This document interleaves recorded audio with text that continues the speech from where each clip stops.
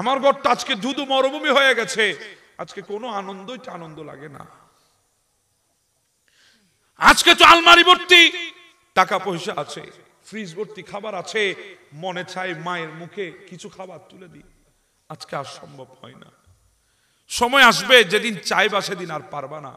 সময় যখন পেয়েছো নিজের মাকে খেদমত করতে থাকো, মায়ের খেদমত করো। মা যদি একবার হাত তুলে দেয়, আল্লাহ আমি আমার সন্তানের উপর সন্তুষ্ট, সন্তান যদি কসাই হয় জান্নাতে মুসা ইসলামের সঙ্গী হয়ে যায়।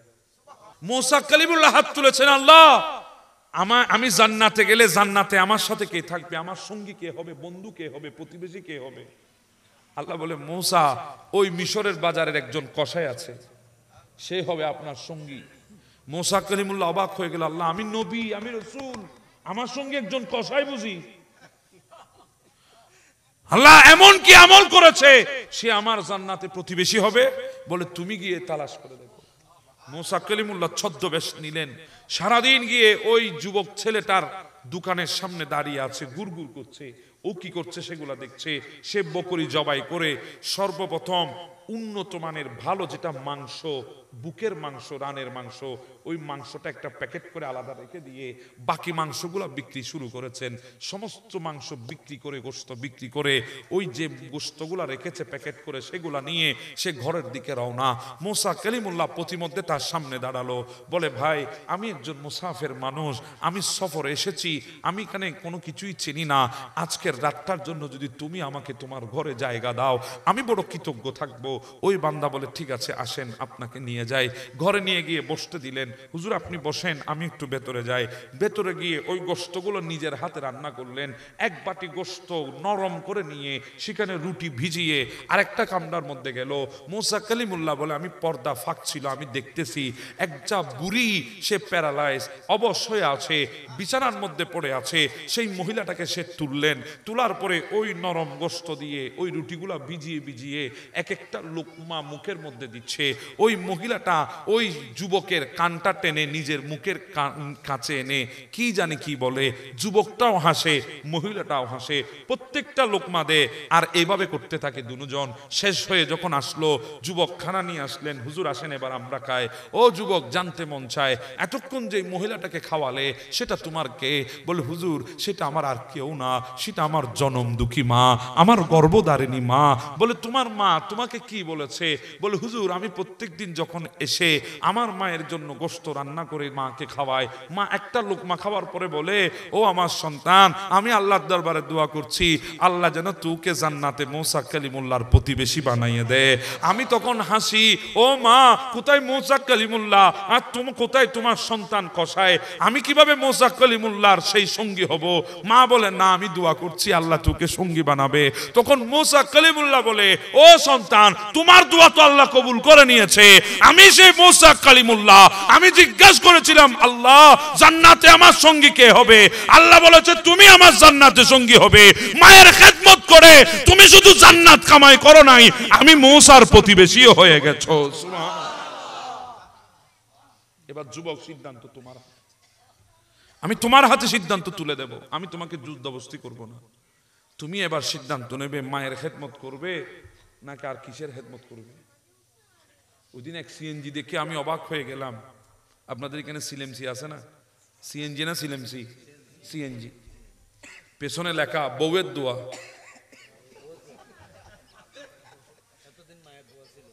আমি দেখে অবাক হয়ে গেলাম। হাসতেছেন, কিসের দোয়া? লাগানোর কারণ আছে, হয়তো জিজ্ঞাসা করলে দেখবেন এটা বউয়ের বাপের বাড়ি থেকে দিয়েছে। আয় আল্লাহ। হ্যাঁ আমি বলছি না আপনাকে নিজের স্ত্রীর সাথে খারাপ ব্যবহার, এই কথা আমি বলবো না। আপনি ব্যবহার করেন স্ত্রীর সাথে যেভাবে রসুল বলেছেন, রসুল যেটা আমান আল্লাহ বলেছেন, আল্লাহর আমানত বলেছেন, আপনি স্ত্রীর সাথে সেভাবে ব্যবহার করেন, অসুবিধা নাই। কিন্তু মাকে ছেড়ে দিয়ে স্ত্রীকে ভালো ব্যবহার করবেন এটা তো হতে পারে না। আপনাকে দুটোটা নিয়ে চলতে হবে। কথা বলেন ঠিক না? মা আপনার জান্নাত, স্ত্রী আপনার ইজ্জত, দুটোটাকে আপনাকে রাখতে হবে, দুটোটাকে রেখে আপনাকে চলতে হবে দুনিয়ার বুকে। এজন্য বলছিলাম বাবা আজকে থেকে মা বাবার খেদমত করব তো ইনশাআল্লাহ। জি বলি ইনশাআল্লাহ। আল্লাহ আমাদের উপর সবচাইতে বড় দয়া করেছেন, সেটা হচ্ছে আল্লাহ আমাদেরকে ইনসান হিসাবে দুনিয়ায় পাঠিয়েছেন। একটু জোরে বলি না সুবহানাল্লাহ। আল্লাহ আমাদেরকে ইনসান হিসাবে, মানুষ হিসাবে আল্লাহ আমাদেরকে দুনিয়ার জমিনের মধ্যে প্রেরণ করেছেন। এটা হচ্ছে আল্লাহর সবচেয়ে বড় নিয়ামত, দয়া, করুণা আল্লাহ আমাদের প্রতি করেছেন। কথা কোন ঠিক না বেঠি? এর চাইতে বড় দয়া আল্লাহ আমাদেরকে দুনিয়ার জমিনে পাঠানোর সময় আমাদেরকে উম্মতে মুহাম্মদী বানিয়েছেন। আর একটু জোরে বলি না সুবহানাল্লাহ। এর চাইতে বড় দয়া আল্লাহ পৃথিবীর জমিন আর কখনো করে নাই, আগামী তো আর করার কোনো সুযোগ নাই। আল্লাহ একমাত্র সেই দয়া আমাদেরকে করেছেন, আখির নবীর উম্মত হিসাবে আল্লাহ আমাদেরকে দুনিয়ায় পাঠিয়েছেন। কথা বলেন ঠিক না? এজন্য আমি আপনাদের সামনে কিছু কথা বলার চেষ্টা করব। আল্লাহ এত বড় দয়া যে আমাদেরকে করেছেন, আমরা নিজেদেরকে নিজে চিনতে পারিনি বলে আজকে আমরা আমাদের ইজ্জত ধরে রাখা আমাদের পক্ষে সম্ভব হয় নাই। যদি আমরা নিজেদেরকে নিজে চিনতে পারতাম তাহলে আজকে মুসলমান বিশ্বের ময়দানে ফুটবল হতো না, ইহুদি নসরা খেলোয়াড় হয়ে ময়দানে নামতো না। কথা কোন ঠিক না বেঠে? আমরা কত বড় নবীর উম্মত, আল্লাহ আমাদেরকে কত বড় শ্রেষ্ঠত্ব দান করেছেন। আজকে আমাদের দেশে অনেকে নবীর শ্রেষ্ঠত্ব নিয়ে প্রশ্ন রাখতে চায়। আমি বলবো ভাই, নবীর শ্রেষ্ঠত্ব অনেক উপরের কথা, আমাদের যোগ্যতা কতটুকু আমরা নিজেরাও তো জানলাম না, আমাদের যোগ্যতা কদ্দূর আমরা নিজেরাও বুঝলাম না। কারণ রসুল করিমের সাথে যখন সম্পর্ক হয়ে গেছে, আল্লাহ আমাদেরকে এমন এক শ্রেষ্ঠত্বরের মকাম দান করে দিয়েছেন, যেই শ্রেষ্ঠত্বরের মকাম 1,24,000 3,34,000 পায়গম্বরের কোন নবীর উম্মতকে আল্লাহ দেন নাই। একমাত্র আমাদেরকে দান করেছেন, আমাদেরকে দিয়েছেন। আল্লাহ এত বড় শ্রেষ্ঠত্বরের মুকুট আল্লাহ আমাদেরকে পরিয়ে দিয়েছেন। এখন যদি আপনারা আমাকে প্রশ্ন করেন, হুজুর সেই শ্রেষ্ঠত্বরের মকামটা কোথায়, সেই শ্রেষ্ঠত্বর কাকে বলে, আমরা কিভাবে শ্রেষ্ঠ হলাম? কারণ আমরা তো নাপাক পানির কতরা মাত্র। আল্লাহ তো আমাদেরকে নাপাক পানির কতরা থেকে বানিয়েছেন, আল্লাহ আমাদেরকে নাপাক পানির কতরা হিসেবে দুনিয়ায় পাঠিয়েছেন। তো আমাদের সৃষ্টি যেখানে নাপাক পানি, সেখানে আমরা কিভাবে শ্রেষ্ঠত্ব অর্জন করেছি? হ্যাঁ, কথাটাই ঠিকই বলেছেন। কারণ আল্লাহ তো বলেছেন, মা কুনতা বিশাইইন, তোমরা কিছুই ছিল না, তোমাদের কোনো অস্তিত্ব ছিল না, তোমাদের কিছুই ছিল না। হাল আতা আলাল ইনসানি হিনুম মিনাদ দাহর লাম ইয়াকুন শাইয়ান মাযকুরা। এই মহাকালের মধ্যে এমন একটা সময় অতিবাহিত হয়েছে, যে সময় মানুষ নিজেকে পরিচয় দেওয়ার মতো, মানুষ নিজেকে পরিচিত করার মতো, মানুষ নিজের মর্যাদাকে তুলে ধরার মতো অবস্থা ছিল না, মানুষের কিছুই ছিল না। কুনতুম মা আম্মাহিনা, এক ফুটা নাপাক পানির কতরা ছিলা, এক ফুটা নাপাক পানির কতরা ছিলা। সালবি আবি কাওয়া ইব উম্মিকা, তোমাদের বাবার পৃষ্ঠের ভেতরে, তোমাদের মায়ের সেনার ভেতরে, জামাআতু ফি বাতনি উম্মিকা, বাবার পৃষ্ঠ থেকে তোমাদেরকে শুক্রাণু বানিয়ে মায়ের ডিম্বাণুতে নিয়ে তোমাদের মায়ের গর্ভের মধ্যে আমি আল্লাহ তোমাদেরকে একত্রিত করেছি। সুবহানাল্লাহ। আরো জোরে বলি না বাবা সুবহানাল্লাহ। গাসাইতু ফি গিয়াশা, আল্লাহ বলছেন আমি তোমাদেরকে তিনটা পর্দার ভেতরে তোমাদেরকে আমি আবদ্ধ করেছি। ফি সালাসিন জুলুমাত, তিন অন্ধকারের ভেতরে, পর্দার মধ্যে আবদ্ধ করেছি, তিন অন্ধকারের ভেতরে। সুম্মা রাব্বাইতুক, এরপরে আমি আল্লাহ অতঃপর তোমাদেরকে প্রসেসিং করেছি। মা আম্মাহিনা সুম্মা দামা, রক্ত, এরপরে সুম্মা মুদগা, রক্তপিণ্ড, সুম্মা ইজামা, এরপরে হৃৎপিণ্ড, ফাকাসাউতু ইজামা লাহমা, এরপরে হচ্ছে হাড্ডি, আম্মাস সাবিলা ইয়াসসির, আমি আল্লাহ তোমাদের মায়ের গর্ভের মধ্যে একজন ফেরেশতা নিযুক্ত করেছি। সেই ফেরেশতা রেহেমের ভেতরে আমি আল্লাহ তাকে হুকুম করেছি, সে তোমাদের হাড্ডিগুলাকে, গোশতগুলাকে চামড়া দিয়ে আবরণ করেছে। শুধু তাই না, আমি আল্লাহ এলান করেছি সে আস্তে আস্তে করে তোমাদের দুনিয়ার আসার রাস্তা, তোমাদের দুনিয়ার আসার মতো সেই পথকে আম্মাস সাবিলা ইয়াসসির প্রশস্ত করেছে।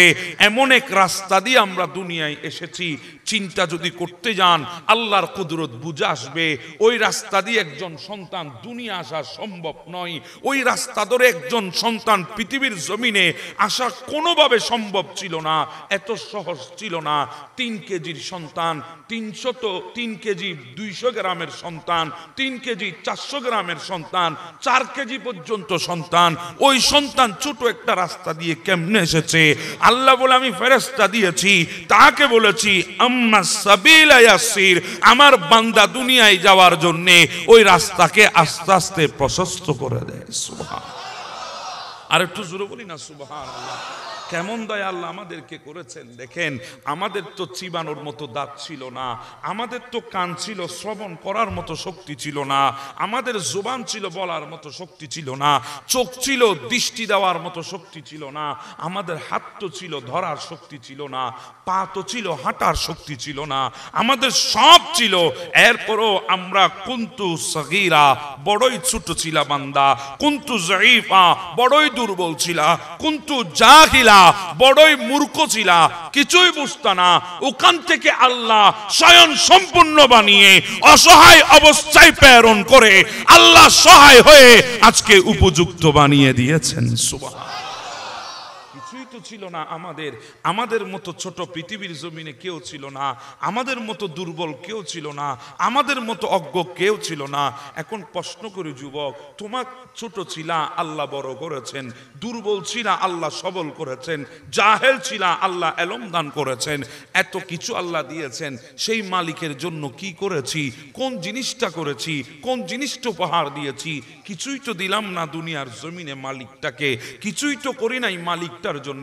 অথচ মালিকটা বলছে সব কিছু দেওয়ার পেছনে একটাই মকসুদ, ওয়ামা খালাকাতুল জিন্না ওয়াল ইনসা ইল্লা লিয়াবুদুন, আমি তোমাদেরকে সৃষ্টি করেছি একমাত্র আমি আল্লাহর ইবাদতের জন্য। তো করলাম তো কদ্দুর করতে পারলাম, ইবাদত করেছি তো কদ্দুর করতে পেরেছি। হায়াত তো 40 পার করে দিয়েছি, আর কয়েকদিন বাঁচব হয়তো দুনিয়ায়। যদি ভাগ করে হায়াতকে যদি গণনা শুরু করেন, 15টা বছর চলে গেছে কৈশোর আর শৈশবে, আর 15টা বছর চলে গেছে যৌবনে পা রেখে নিজেকে প্রতিষ্ঠা করতে, আর বাকি 10 বছরটা চলে গেছে সাংসারিক কাজে সময় দিতে। তো মালিককে দিয়েছেন, কতদিন দিয়েছেন? অথচ আজকে সেই যুবকগুলা বিভিন্ন সেলিব্রিটিকে ফলো করে, বিভিন্ন সেলিব্রিটিকে স্টাইলিশ আইকন হিসেবে বেছে নিয়েছে, আইডল হিসেবে বেছে নিয়েছে। মনে করছে পৃথিবীর জমিনে সবচেয়ে সুখী বান্দা যারা সেলিব্রিটি, যারা নায়ক নায়িকা, যারা ক্রিকেটার, যারা ফুটবলার, যারা সবচাইতে বেশি ফেমাস, তারাই হচ্ছে সবচাইতে বেশি সুখী। যুবক, যদি তারাই সবচাইতে বেশি সুখী হতো তাহলে কোনোদিন সেলিব্রিটি নিজের গলার মধ্যে নিজের টাকা দিয়ে কেনা রশি ঝুলিয়ে আত্মহত্যা করতো না। কোন সেলিব্রিটি নিজের টাকা দিয়ে বন্দুক কিনে মাথায় ঠেকিয়ে গুলি করে আত্মহত্যা করতো না। আরে যুবক, তোমাকে বলি, তুমি তো ডিপ্রেশনের মধ্যে পড়ে আছো, চিন্তার মধ্যে আজকে মগ্ন হয়ে আছো, তুমি তো হায় হতাশে দিন কাটাচ্ছ। তুমি জানো না তোমার এই হায় হতাশ দূর করার জন্য তোমাকে আল্লাহর ঘর মসজিদে ঢুকতে হবে। তোমার কপাল খারাপ, তুমি মানুষকে বুঝায় লাভ নাই। ওই কপাল কোনোদিন খারাপ হতে পারে না যেই কপাল মালিকের দরবারে সিজদায় রেখে দেয়। আর একটু জোরে বলি না সুবহানাল্লাহ। অসুবিধা হচ্ছে আপনাদের? হায় হায়, ওই কপাল কখনো খারাপ হয় না যেই কপালটা মালিকের দরবারে সিজদায় রেখে দে। আমি চ্যালেঞ্জ করে বলে গেলাম, ওই কপাল খারাপ হতে পারে না যেই কপালটা মালিকের দরবারে সিজদায় ঝুঁকাই দে। শুধু বান্দা ঝুঁকাতে দেরি হয়, আল্লাহ বান্দার এতটা কাছে আছে, একটা পর্দাও আল্লাহর রাখে না। সিজদায় যখন পড়ে বান্দা, যখন সিজদায় পড়ে মালিককে ডাক দে, মালিক তখন পর্দা উঠাইয়ে বান্দার কাছে চলে আসে। তো যেই বান্দার কাছে মালিক চলে আসে ওই বান্দার তো কোনো চিন্তা থাকার কথা না, ওই বান্দার তো কোনো ধরনের তকদির খারাপ হওয়ার কথা না। এই জন্য তো বলা হয়েছে শাবাবাকা ক্বাবলা হারামিক, তোমার জীবনের বার্ধক্য আসার আগে তোমার যৌবনটাকে মূল্যায়ন করো, যৌবনটাকে প্রাধান্য দাও, যৌবনটাকে তুমি মূল্যায়ন করতে চেষ্টা করো। যদি যৌবনটাকে যদি মূল্যায়ন করতে না পারো, তোমার মতো দুর্ভাগা পৃথিবীর জমিন আর কেউ নাই। আজকে তো আমাদের দেশে অনেক যুবক আছে, তাদের কাছে আজকে R15 বাইক আছে, অনেকের কাছে ইয়ামাহা জেড ভার্সন 2 আছে, কি স্পিড তুলে হাইওয়ের মধ্যে চালাচ্ছে, কি পিকআপ তুলে চালাচ্ছে, মনে হয় গোটা বিশ্বটা সে জয় করে ফেলেছে। এখন যদি আমি প্রশ্ন করি যুবক, তোমার যৌবনতার শক্তি এত বেশি, আল্লাহর ঘর মসজিদের পাশ দিয়ে তুমি চলে যাও, মসজিদের দিকে তুমি ফিরেও তাকাও না, কারণ তোমার কাছে যৌবন আছে।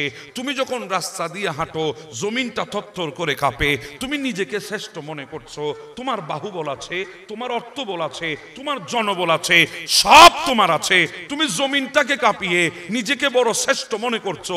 অথচ যুবক শোনো, আমার নবী বলে, ও আমার যুবক উম্মতরা, যাদের ভেতরে আল্লাহ যৌবন দিয়েছে, তাদের যৌবনের পাওয়ারে জমিন কাঁপে এমনটা নয়। আল্লাহ তাদেরকে যৌবন দিয়েছে, তাদেরকে যৌবন দান করেছে জমিন কাঁপানোর জন্য নয়। যখন যুবক সিজদায় পড়ে যায়, যৌবন যখন সিজদার মধ্যে পড়ে, যুবক যখন আল্লাহর দরবারে সুজুদ আদায় করে, জমিন নয় আল্লাহর আরশটা পর্যন্ত কেঁপে ওঠে। আল্লাহ তো আমাদেরকে পাঠিয়েছে আরশ কাঁপানোর জন্য, আমরা জমিনটা কাঁপিয়ে শেষ করেছি। তো আমি বলছিলাম আমরা তো নিজেদেরকে চিনি নাই, যদি চিনতাম আজকে বিশ্বের ময়দানে আমরা ব্যবহার হতাম না, আমরা ব্যবহার করতাম। কথা বলেন ঠিক না বেটে? আজকে তো নিজেকে চিনতে পারি নাই, এজন্য তো বলছে শাবাবাকা ক্বাবলা হারামিক, নিজের যৌবনটা যখন আছে, বার্ধক্যের আগে যৌবনটাকে একটু মূল্যায়ন করেন। এখানে অনেক বাবারা আছেন সাদা সাদা দাড়ি হয়ে গেছে, আমি যদি জিজ্ঞাসা করি আপনাদের কাছে কি যৌবন আসে নাই, আপনারা কি এভাবে দুনিয়ায় এসেছেন? বলে না, যৌবন তো আমাদের কাছে এসেছে, আসতে দেখেছি, যৌবন যেতে আর দেখি নাই। এমন সময় ছিল রাতকে দিন বানিয়েছি, দিনকে রাত বানিয়েছি, আজকে সেই আমাকে 3 জন লাগে তুলতে আর 3 জন লাগে বসাইতে। কথা কোন ঠিক না বেটে? যৌবনটা চিরস্থায়ী নয়, এটা এসেছে ঠিক, আপনি দেখেছেন, যাবেন কোন দিকে আপনি বলতে পারবেন না। কিন্তু আফসোস কোথায় জানেন? এই যৌবনটাকে আমার যুবক ভাইয়েরা কাটায় ওই গার্ল স্কুলের সামনে, এই যৌবনটাকে কাটায় ওই বালিকা কলেজের সামনে, এই যৌবনটাকে কাটায় ওই গার্লফ্রেন্ডের পেছনে পেছনে দৌড়াতে, এই যৌবনটাকে কাটাচ্ছে ফেসবুকের ভেতরে সময় ব্যয় করে, যৌবনটাকে কাটাচ্ছে ইনস্টাগ্রামের মধ্যে, যৌবনটাকে কাটাচ্ছে হোয়াটসঅ্যাপ আর ইমোর মধ্যে, যৌবনটাকে কাটাচ্ছে আজকে টেলিগ্রামের মধ্যে, যৌবনটাকে কাটাচ্ছে আজকে অনলাইনের ভেতরে। আজকে আমাদের গ্রামে গঞ্জে এমন তো জায়গা নাই যেখানে ওয়াইফাই আসে নাই। প্রত্যেকটা ঘরে ঘরে, প্রত্যেকটা গ্রামে গ্রামে, প্রত্যেকটা গঞ্জে গঞ্জে, প্রত্যেকটা জেলায় জেলায়, শহরে শহরে আজকে ওয়াইফাই ঢুকে গেছে। যদি জিজ্ঞাসা করি যুবক কেন ওয়াইফাই ঢুকিয়েছো, বলে আনলিমিটেড এমবি, আনলিমিটেড ইন্টারনেট ব্যবহার করার জন্য।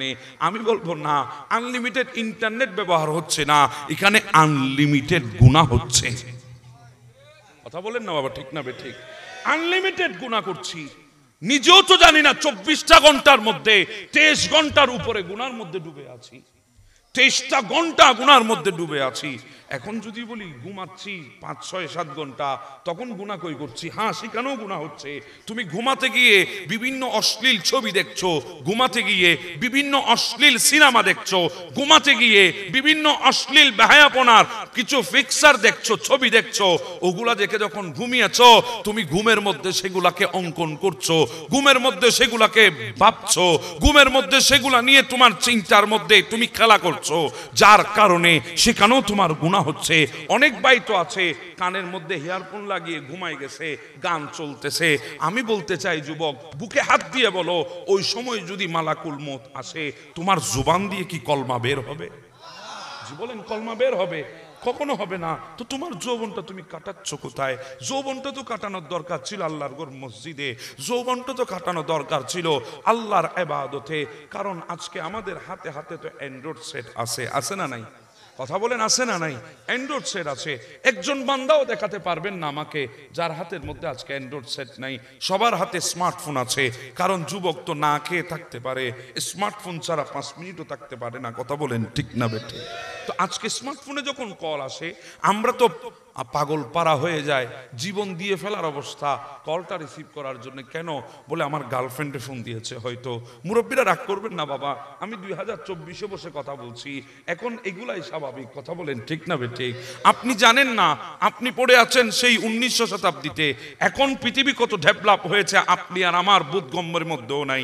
আমরাও এই বর্তমান যুগে এসে বলতে পারি না যেগুলা গতকালকের সন্তান দুনিয়া এসে যেগুলা বলতে পারে। কথা বলেন ঠিক না? এমন এক অবস্থা, এমন এক তথ্য প্রযুক্তি ডেভেলপ করেছে আমাদের দেশে। আমি বলবো তথ্য প্রযুক্তি ডেভেলপ হয় নাই, আমাদের দেশে ঈমান হরণের মেশিনের আবিষ্কার হয়ে গেছে। কথা বলেন না বাবা ঠিক কিনা? রাতের পর রাত যুবক ঘুমের ঘরে গিয়ে মাথার উপরে কম্বল আর কাঁথা দিয়ে মোবাইলের মধ্যে টিপি টিপি কি করছে আপনি আর আমি ধারণাও করতে পারবো না, আপনার আমার ধারণার মধ্যেও আসবে না, আপনি আমি জানবো না। এই অ্যান্ড্রয়েড সেট আমরা আজকে ব্যবহার করছি, যুবক ভাইরা ফোন রিসিভ করার জন্য মরিয়া। কথা বলেন ঠিক না? কিন্তু আমি যদি জিজ্ঞাসা করি, মসজিদের মিনার থেকে মুয়াজ্জিন তো আমাদেরকে 5 বার কল দেয়, 5 বার আমাদেরকে কল দেয়, হাইয়া আলাস সালাহ আয়না ইবাদতের দিকে কল দেয়, হাইয়া আলাল ফালাহ আয়না ইবাদতের দিকে। যুবক ভাই দৈনিক 5 বার কল দেয়, সপ্তাহে 35 বার কল দেয়, মাসে 150 বার কল দেয়। ওই মাসে 150 বার কলের মধ্যে, সপ্তাহে 35 বার কলের মধ্যে, আর ডেইলি 5 বারের কলের মধ্যে তুমি কয়বার রিসিভ করেছো কলটা? তুমি কয়বার রিসিভ করেছো? অথচ তোমার মোবাইলে যদি কল আসে তুমি ধরতে না পারো, মিস কল হয়, তোমার আফসোসের শেষ নাই। কলটা কত ইম্পর্টেন্ট ছিল আমার জন্য, হাই মিস করে ফেলেছি, হাই মিস করে ফেলেছি, তোমার আফসোসের শেষ নাই। কিন্তু আল্লাহর কসম করে বুকে হাত দিয়ে বলো, যে মালিকটা আমাদেরকে এত দয়া করে বানিয়েছেন, ওই মালিকের দেওয়া ইবাদতে মসজিদের মিনার থেকে মুয়াজ্জিন কল দিয়েছে, একবারও কল ধরতে না পেরে এতটুকু আফসোস কি তুমি কোনোদিন করেছো? কোনোদিন করেছো? তুমি তো মিস কল দেখলে ব্যাগ দিতে চাও, কিন্তু মুয়াজ্জিনের কল ছুটে গেলে তুমি ব্যাগ দাও না। যদি বলো হুজুর ব্যাগ কিভাবে দেব, তুমি তো মোবাইলের ব্যাগ কল শিখেছো, কিন্তু আল্লাহর দেওয়া সেই ইবাদতের কলে তুমি যদি ধরতে না পারো, সেটারও ব্যাগ আছে, সেটাকে বলা হয় কাজা। সেটাকে কি বলা হয়? তুমি কি একবারও কাজা আদায় করেছো? যেখানে আদায় করো নাই, যেখানে আদাকে আদায় করো নাই, সেখানে কাজা করতে কি তুমি আদায় করবা?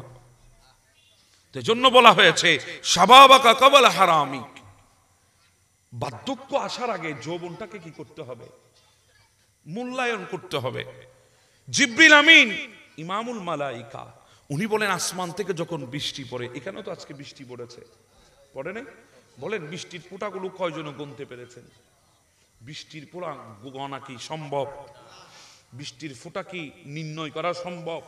না। জিবরিল বলে আমি কিন্তু পারি, আসমানের বৃষ্টির প্রত্যেকটা ফোঁটা আমি জিবরিল গণনা করতে পারি, কিন্তু যৌবন কালের ইবাদতের নেকি আমি জিবরিল গণনা করতে পারি না। সুবহানাল্লাহ, একটু জোরে বলি না সুবহানাল্লাহ। এজন্য তো বলা হয়েছে শাবাবাকা ক্বাবলা হারামিক, বার্ধক্যের আগে যৌবনটাকে মূল্যায়ন করতে হবে, কারণ এই যৌবনটা আমার মালিক দিয়েছে।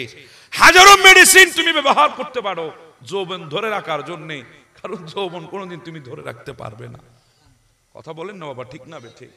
এজন্য বলা হয়েছে ওয়া হায়াতাকা ক্বাবলা মাওয়াতিক, মৃত্যুর আগে হায়াতটাকে মূল্যায়ন করো, মৃত্যুর আগে হায়াতটাকে দাম দাও। কারণ আমরা প্রত্যেকটা সেকেন্ড সামনের দিকে বাড়াচ্ছি। আপনারা মনে করছেন আমরা সামনে বাড়াচ্ছি, না না, আমাদের প্রত্যেকটা কদম ওই কবরের দিকে বাড়াচ্ছি, ওই কবরস্থানের দিকে আমাদের কদম যাচ্ছে। প্রত্যেকটা কদম ওই কবরের পাশে, প্রত্যেকটা কদম ওই গোরস্থানের দিকে যাচ্ছে, প্রত্যেকটা কদম আজরাইলের সাথে মুলাকাত হওয়ার জন্য যাচ্ছে। কথা বলেন না বাবা ঠিক না বেঠিক? আমি কেমন করে আপনাদেরকে বুঝাই? কবর তো আমাদেরকে দৈনিক 5 বার ডাক দেয়। কয়বার? আমাদের তো কান নাই, শোনার মতো যোগ্যতা আমাদের নাই, কবর কিন্তু ডাক দিচ্ছে দৈনিক 5 বার। কবর বলছে ওয়া আনা বাইতুত তুরাব, আমি মাটির ঘর, আমি মাটির ঘর। আমরা তো ঘর চিনি আজকে সেমি পাকা ঘর, ঘর চিনি আজকে 5 তলা ফাউন্ডেশনের ঘর। ঘর চিনি টিনের ঘর, ঘর চিনি আগে ছিল ছাউনির ঘর, বেড়ার ঘর। এখন ভাইয়েরা এগুলো দেখে নাই, বলতেও পারবে না। আমরা তো এগুলা চিনি, কিন্তু কবর বলছে ও আয়না বাইতুত তুরাব, আমি মাটির ঘর, আমার কাছে আসতে হলে তোমাকে প্রস্তুতি নিয়ে আসতে হবে। ওয়ানা বাইতুল গুরাবা, আমি অপরিচিত ঘর, আমার সাথে তোমার কোনো পরিচয় নাই। কারণ আমরা ঘর চিনি যে ঘরের দরজা আছে, জানলা আছে, ড্রয়িং রুম আছে, ডাইনিং রুম আছে, বেডরুম আছে, গেস্ট রুম আছে, কিচেন রুম আছে, বাথরুম আছে, স্টোর রুম আছে, ওই ঘরগুলো আমরা চিনি। কিন্তু কবর বলছে ওয়ানা বাইতুল গুরাবা, আমি অপরিচিত ঘর, আমার সাথে তোমার কোনো পরিচয় নাই, তুমি আমাকে চেনো না, আমি তোমাকে চিনি না, অতএব আমার কাছে আসতে হলে তোমাকে প্রস্তুতি নিয়ে আসতে হবে। কবর ডাক দিচ্ছে ওয়ানা বাইতুল ওয়াহদা, আমি একা থাকার ঘর। আমাদের ঘরে তো মা আছে, বাবা আছে, ভাই আছে, বোন আছে, আত্মীয় স্বজন, পাড়া প্রতিবেশী, স্ত্রী, পুত্র, সন্তান, সন্ততি, হকদার, রিশতাদার সবাই আমাদের ঘরে আছে। কিন্তু কবর বলছে ওয়ানা বাইতুল ওয়াহদা, আমি একা থাকার ঘর, এখানে সবাই দিয়ে আসবে, কেউ সাথে যাবে না। কতই না ভালোবেসেছেন বন্ধুকে, কোনোদিন বাইকের পেছনে বন্ধুকে ছাড়া কাউকে বসান নাই, একটা চায়ের কাপের মধ্যে চুমুক লাগান নাই বন্ধুকে ছাড়া, কোনোদিন নিজের ভাই যা চেয়েছে তা দিয়েছেন। আপনি বাহিরে থাকেন, ভাই আইপ্যাড চেয়েছে, আপনি আইপ্যাড পাঠিয়েছেন, ভাই আইফোন চেয়েছে, আপনি আইফোন পাঠিয়েছেন, ভাই গ্যালাক্সি স্যামসাং চেয়েছে, আপনি পাঠিয়ে দিয়েছেন, যখন যা চেয়েছে তা দিয়েছেন, সে ভাইও আপনাকে ওই গোরস্থানে দিয়ে আসবে, সাথে কিন্তু যাবে না।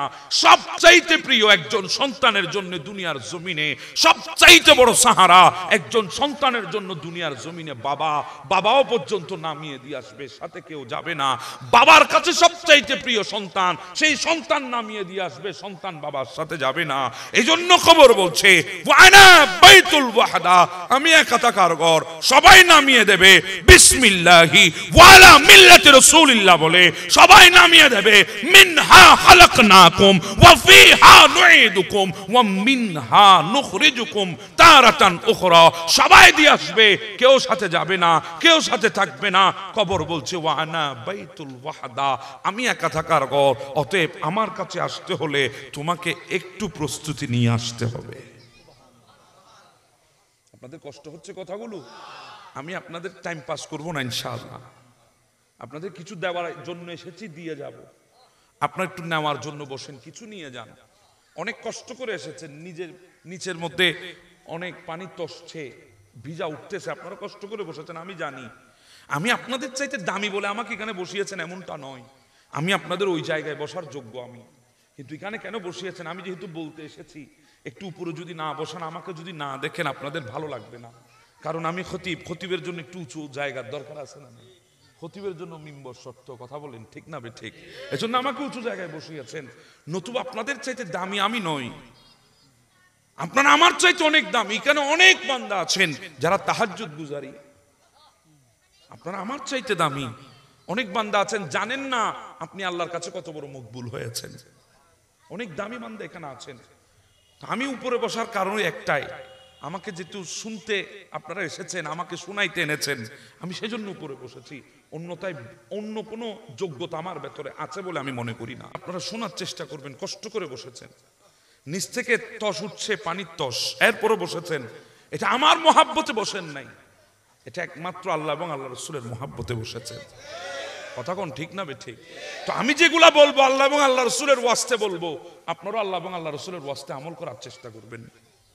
তাহলে এটার ময়দান থাকবে না, মাঠ থাকবে না। আমি সেই হাদিসে মুবারাকার আলোকে বলতে পারি, যে হাদিসে মুবারাকার মধ্যে আমার আল্লাহ বলেছে, আমার নবী বর্ণনা করেছে, ফাশহিদুকুম আন্নী কদ গফারতু লাহুম, এটাই সেই মজলিস যেই মজলিসে আল্লাহ ফেরেশতাদেরকে সাক্ষী রেখে বান্দার গুনাহ মাফ করে দেন। তাহলে এটা তো গুনাহ মাফ হওয়ার জায়গা, কথা বলেন ঠিক না? এটা তো গুনাহ মাফ হওয়ার জায়গা। তো যেটা গুনাহ মাফ হওয়ার জায়গা, এখানে কি আল্লাহর রহমত আসে না গজব আসে? রহমত আসে, এখানে আল্লাহর রহমত আসে। তো সেজন্য বলছিলাম আপনাদেরকে, কবর ডাক দিচ্ছে ওয়ানা বাইতুল ওয়াহদা, আমি একা থাকার ঘর, আমি একা থাকার ঘর, আমার কাছে আসতে হলে প্রস্তুতি নিয়ে আসতে হবে। কবর ডাক দিচ্ছে ওয়ানা বাইতুদ দুদ। এখানে উলামা ইকরাম বসা আছে। কত বড় কথা! একটা পোকা যদি এখন উড়ে এসে বসে আমার শরীরে, আমরা সেকেন্ড লাগাবো না তাকে তাড়িয়ে দেওয়ার জন্য। আমাদের মা বোনরা তা তেলা পোকা দেখলে বনের হরিণ দেখেছে মতো লাফিয়ে উঠে। কথা বলেন ঠিক না? একটা সেকেন্ডের জন্য পোকাকে সহ্য করব না। এই মশা মাছি পোকা থেকে বাঁচার জন্য যারা নতুন বিল্ডিং করছে, থাই অ্যালুমিনিয়াম লাগাচ্ছে, তারা ওই থাই অ্যালুমিনিয়ামের পেছনে একটা আলাদা জালি লাগায়, নেট লাগায়, যাতে মশা ঢুকতে না পারে, মাছি ঢুকতে না পারে, যাতে পোকামাকড় ঢুকতে না পারে। শুধু তাই না, অনেক রকমের কয়েলের ব্যবস্থা আছে, অনেক রকমের স্প্রের ব্যবস্থা আছে, অনেক রকমের মশার ইলেকট্রিক জিনিসও বের হয়েছে, যেগুলোর মাধ্যমে মশা এবং মাছি থেকে বাঁচা যায়। কিন্তু কবর বলছে ওয়ানা বাইতুদ দুদ, আমি পোকামাকড়ের ঘর, আমি পোকামাকড়ের ঘর। আমার এখানে বিষাক্ত পোকা আছে, আমার এখানে মারাত্মক পোকা আছে, আমার এখানে বিষধর পোকা আছে। অতএব আমার কাছে আসতে হলে প্রস্তুতি নিয়ে আসতে হবে। খবর এটা পোকামাকড়ের ঘর, ওয়ানা বাইতুদ দুদ, পোকামাকড়ের ঘর। সেখানে আমাদেরকে যেতে হবে।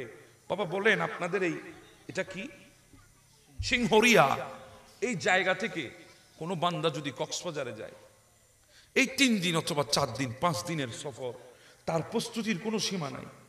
সে লাগেজের উপর লাগেজ রেডি করছে, কাপড়ের উপর কাপড় নিয়েছে, একটা টুথব্রাশ পর্যন্ত সাথে নিয়েছে। কেন রে ভাই? ওখানে হোটেলে টুথব্রাশ দেওয়া হয়, বলে আমি যে ব্র্যান্ডের ব্যবহার করি ওই ব্র্যান্ডের যদি না পায় আমার দাঁতের সমস্যা হবে, ব্লিডিং হতে পারে, সেজন্য আমি যে ব্র্যান্ডের টুথব্রাশ ব্যবহারে অভ্যস্ত আমি সেটাকে নিয়ে যাচ্ছি। একটা টুথব্রাশ পর্যন্ত আপনি সাথে নিয়ে যান, এত প্রস্তুতি আপনার। কিন্তু সফর কয় দিনের? জি বলেন না, কয় দিনের? 5 দিনের, 3 দিনের, 2 দিনের, 1 দিনের সফর। আপনার 2-1টা লাগেজ রেডি হয়ে গেছে। 1 মাস 1 সপ্তাহ ধরে আপনি প্রস্তুতি নিচ্ছেন ওই 5 দিনের সফরের জন্য। আপনি 1 মাস ধরে 1 সপ্তাহ ধরে প্রস্তুতি নিচ্ছেন ওই 3 দিনের সফরের জন্য। একটা টুথব্রাশ পর্যন্ত আপনি ফেলে যাচ্ছেন না। এত কিছুর প্রস্তুতি আপনার আছে, এত কিছু আপনি নিয়ে যাচ্ছেন। এবার আমাকে বলুন, কবরের যেই যাত্রায় আমরা বের হব, কবরের যেই সফরে আমরা বের হব, এখান থেকে তো আর ফেরত আসার কোনো সুযোগ নাই। এটা তো অন্তিম কালের জন্য। মালিক যতদিন ইচ্ছা করবে না ততদিন তুলবে না, ততদিন পর্যন্ত সফরে আমাদেরকে থাকতে হবে। ওই সফরে যাওয়ার জন্য বিন্দু পরিমাণ প্রস্তুতি কি আমাদের আছে? বিন্দু পরিমাণ প্রস্তুতি আমাদের নেই। কথা বুঝতেছেন আমার কথা? সফর তো অনেক লম্বা সফর, এত সহজে বের হতে পারবেন না। যেদিন মালিক ইচ্ছা করবে সেদিন বের হতে পারবেন। ইযা সামাউন ফাতারাত, ওদিন আসমানটা খণ্ড বিখণ্ডিত হয়ে যাবে। ওয়াইদাল কাওয়াকিবু ইনতাসারাত ওয়াইদাল বিহারু ফুজ্জিরাত ওয়াইদাল কুবুরু বু'থিরাত, আসমানের তারকাগুলো কোষে কোষে জমিনে পড়ে যাবে। সেদিন কবরের ভেতরে, মাটির ভেতরে যা আছে, মাটি ভূমি করে সব বের করে দেবে। কোন দিন? যেদিন আল্লাহর ইচ্ছা হবে, যেদিন আল্লাহ। আমরা বলতে পারি কিয়ামত কখন জানেন না, কখন মরবো সেটাও তো জানি না। কথা বলেন ঠিক না? কখন মরবো সেটাও একটা সেকেন্ডের কোনো বিশ্বাস আছে? আমাদের 1 সেকেন্ডের কোনো বিশ্বাস আছে? আজকে অনেক ভাইয়েরা তো আছেন, আমরা বলি যে মালগুলা টিকে না, আমরা নাম দিয়েছি চায়না মাল। কথা বলেন ঠিক না? কেন? কারণ মালগুলা টিকে না, এগুলো চাইনিজ মাল, মালগুলো টেকসই না, এগুলো চায়না মাল আমরা নাম দিয়েছি। কিন্তু আপনি আর আমি জানি না, আপনি আর আমি চায়না মালের চাইতে আরো বেশি খারাপ। যে চায়না মালের গ্যারান্টি নেই আমরা বলছি, সেটা 2 দিন হলেও টিকে। কিন্তু আপনি আর আমি এমন মাল, যেই মালের 1 সেকেন্ডের কোনো গ্যারান্টি নেই। কথা বলেন ঠিক না বেঠিক? কবর আমাদেরকে ডাক দিচ্ছে, ওয়ানা বাইতুদ দুদ, আমি পোকামাকড়ের ঘর। আমার এখানে আসতে হলে কি নিয়ে আসতে হবে? জি বলেন না, প্রস্তুতি নিয়ে আসতে হবে, প্রস্তুতি নিয়ে আসতে হবে। এজন্য বলেছেন ওয়া হায়াতাকা ক্বাবলা মাওয়াতিক, মৃত্যুর পূর্বে হায়াতকে মূল্যায়ন করো।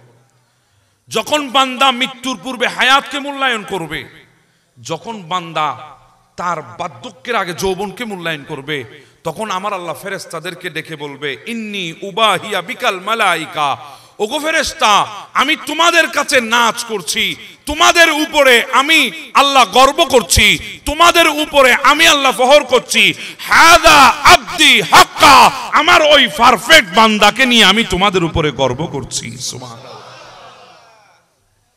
আল্লাহ গর্ব করছেন। আমি যদি আরেকটু আপনাদেরকে বলি, আপনাদের এই কথাগুলো ভালো লাগবে না হয়তো, আপনাদের অনেকে, আপনারা তো সুদ তালে বিশ্বাসী, কথা বলেন ঠিক না? সুদ তালে আমরা ওয়াজ শুনতে আসি সুর শোনার জন্য, সুর আমিও দিতে জানি, কিন্তু বাবা আমি কথা যেগুলা বলছি এগুলো আর বলা যাবে না, তখন আমি টানতে টানতে টাইম পাস করে দিব, কথা বলেন ঠিক না? না টানাটানি অনেক হয়েছে, টানাটানির দিন শেষ, এখন আমল করার বাংলাদেশ, কথা বলেন ঠিক না বে ঠিক? তাই জন্য বলছিলাম, বান্দা যখন সিজদায় পড়ে বলে সুবহান, কার পবিত্রতার ঘোষণা? আল্লাহ পবিত্রতার ঘোষণা যখন দেয়, আল্লাহ বলে সাব্বাহতানি, বান্দা তুই আমাকে পবিত্র বললি আর তুই অপবিত্র থাকবি, এটা হতে পারে না। সাব্বাহতুক, আমি তোকে পবিত্র বানিয়ে দিয়েছি। আরো জোরে বলি না সুবহানাল্লাহ। বান্দা যখন সিজদায় বলে আল্লাহ, কার প্রশংসা করেছেন? আল্লাহ, তখন আল্লাহ ডাক দিয়ে বলে আলাইতানি ইয়া আবদি, তুই আমাকে বড় বললি, আমার শ্রেষ্ঠত্বের ঘোষণা দিলি, আর তোকে আমি শ্রেষ্ঠ বানাবো না, এমনটা তো হতে পারে না। আলাইতুক, আমি তোকে শ্রেষ্ঠ বানিয়ে দিয়েছি। ওয়ালাউলা ইয়া শাবাব, যুবক আমি পারি না, শুধু তোর দিকে তাকাই পারি না। আজকে আমার যুবক ভাইগুলা ফেসবুকের দিকে তাকায় আছে, আর আল্লাহ বলছে যুবক আমি পারি না, তোদের দিকে তাকাই পারি না। তোরা যদি না হতি লা জাআলতুস সামা হাদিদা, আসমানটাকে লোহার বানাই দিতাম। তোরা যদি না হতি আসমানটাকে লোহার বানাই দিতাম। ওয়াল আরদু সাফসাফা, জমিনটাকে তামার বানিয়ে দিতাম। আসমানটাকে লোহার, জমিনটাকে তামার বানিয়ে দিতাম। ওয়ামা আনজালতু মিনাস সামাই কাতরা, আসমান থেকে একটা বৃষ্টির ফোঁটাও বর্ষণ করতাম না। ওয়ামা আনবাততু মিনাল আরদি হাব্বা, জমিন থেকে একটা শস্য দানাও বের করতাম না। ও যুবক পারি না, শুধু তোদের দিকে তাকাই পারি না। যদি তোরা না হতি, বল আনজালতু আলাইহিম আযাবাস সাব্বা, যদি তোরা না হতি অনেক আগে আযাব দিয়ে আমি দুনিয়াটা ধ্বংস করে দিতাম। শুধু পারি না একমাত্র যুবকের ওই ইবাদতের দিকে তাকিয়ে, যুবকের প্রশংসার দিকে তাকিয়ে আমি আল্লাহ পারি না। তো এত বড় দয়া আল্লাহ আমাদেরকে করেছেন, নাপাক পানির কতরা থেকে এত শ্রেষ্ঠ আল্লাহ বানিয়েছেন। শুধু এতটুকু বানাই নাই রে বাবা, আমি আমার মূল কথায় চলে আসলাম। আমাদের দেশে যোগ্যতার উপরে ডিপেন্ড করে সার্টিফিকেট। আপনার যোগ্যতা যদ্দূর, সার্টিফিকেট তদ্দূর। একজন রিকশাওয়ালা থেকে একজন কৃষক পর্যন্ত যোগ্যতা প্রমাণ করতে হবে। কৃষককে তার ফসলি জমিতে যোগ্যতা প্রমাণ করতে হবে, নতুবা সে সফল কৃষক হতে পারবে না। একজন রিকশা চালককে রিকশার মধ্যে তার যোগ্যতা প্রমাণ করতে হবে, না হলে সে সফল রিকশাওয়ালা হতে পারবে না। একজন স্টুডেন্ট, একজন ছাত্র পরীক্ষার হলে তার যোগ্যতা প্রমাণ করতে হবে, নতুবা সে সার্টিফিকেটে ভালো করতে পারবে না। যোগ্যতা যদি ভালো প্রমাণ করতে পারে ফার্স্ট ক্লাস, যোগ্যতা যদি কম সেকেন্ড ক্লাস, আরো কম থার্ড ক্লাস। যোগ্যতার উপরে ডিপেন্ড করে আপনার সার্টিফিকেট নির্ণয় করা হয়। কিন্তু আমরা দুনিয়ায় এসেছি নাপাক পানির কতরা থেকে। 9টা মাস আল্লাহ মায়ের গর্ভে রেখে দুনিয়ায় পাঠিয়েছেন।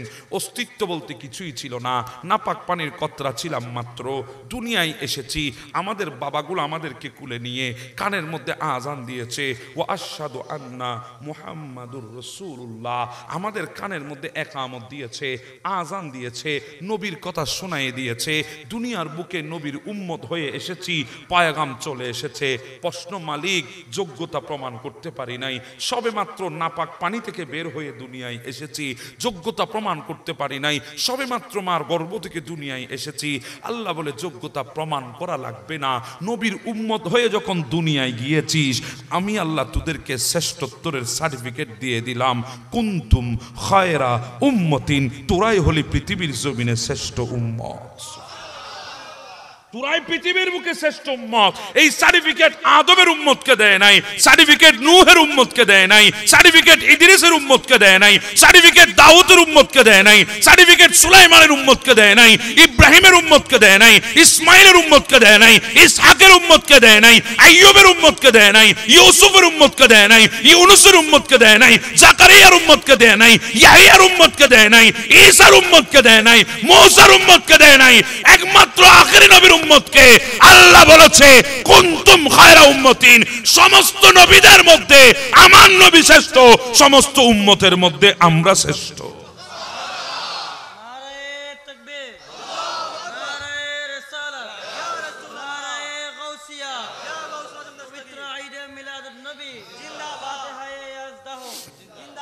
এত বড় সার্টিফিকেট আল্লাহ দিলেন, যোগ্যতা কিছুই প্রমাণ করি নাই, নবীর খাতিরে পেয়েছি। হ্যাঁ, অস্তিত্ব পেয়েছি নবীর খাতিরে, হ্যাঁ যোগ্যতা পেয়েছি নবীর খাতিরে, দামি হয়েছি নবীর খাতিরে। কোন নবীর উম্মত হয়েছেন জানেন? বলছিলাম অস্তিত্ব তো আমরা জানি না। আমাদের অস্তিত্বের সম্পর্কে যদি আমরা জানতাম তাহলে আমাদের মতো দামি তো পৃথিবীর জমিন আর কেউ নাই। মূসা কালিমুল্লাহ আলাইহিস সালামের মতো নবী, জলিলুল কদরের পয়গম্বর, বড় বড় চারজন রাসূলের মধ্যে একজন ছিলেন মূসা কালিমুল্লাহ। বড় বড় চারটি আসমানি কিতাবের একটা আসমানি কিতাব আল্লাহ যাকে দান করেছেন তাওরাত কিতাব। এত বড় রাসূল ছিলেন মূসা কালিমুল্লাহ, যাকে আল্লাহ হাতের মধ্যে লাঠি দিয়েছিলেন। ইদরিব বিআসাকা, পাথরের উপরে যদি আঘাত হয় ঝর্ণা বের হয়ে যায়, যদি নদীর পানির উপরে আঘাত হয় ব্রিজ হয়ে যায়, যদি নিক্ষিপ্ত হয় সেখান থেকে সাপ হয়ে যায়। এত বড় জলিলুল কদরের পয়গম্বর মূসা কালিমুল্লাহ। আল্লাহ বলে আয় মূসা, আমি আজকে তোমাকে তাওরাত কিতাব দেব, চলে আসো তুর পর্বতে। মূসা ইসলাম চলে গেলেন তুর পর্বতের মধ্যে। আল্লাহ বলে 30টা দিন রোজা রাখতে হবে, 30টা দিন ইবাদত বন্দেগী করতে হবে। কুমু নাহারাহা ওয়াসুমু নাহারাহা ওয়াকুমু লাইলাহা, দিনের বেলায় রোজা রাখতে হবে, রাতের বেলায় ইবাদত বন্দেগী করতে হবে। 30টা দিন অতিবাহিত করতে হবে। এইভাবে 30 দিন অতিবাহিত করে আমার কাছে আসবে, আমি তোমাকে তাওরাত কিতাব দিয়ে দেব। মূসা কালিমুল্লাহ এসেছেন আল্লাহর দরবারে, 30 দিন অতিবাহিত করে যাচ্ছেন। হঠাৎ করে দেখছেন 30 দিন রোজা রাখার কারণে মুখের গহ্বর থেকে ওই মূসা কালিমুল্লাহর মুখের দুর্গন্ধ বের হচ্ছে।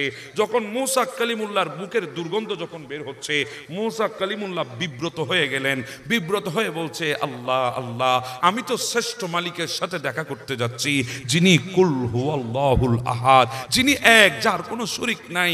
আমি এক মালিকের সাথে দেখা করতে যাচ্ছি, আল মালিকুল কুদ্দুসুস সালামুল মুমিনুল মুহাইমিনুল আজিজুল জব্বারুল মুতাকাব্বির।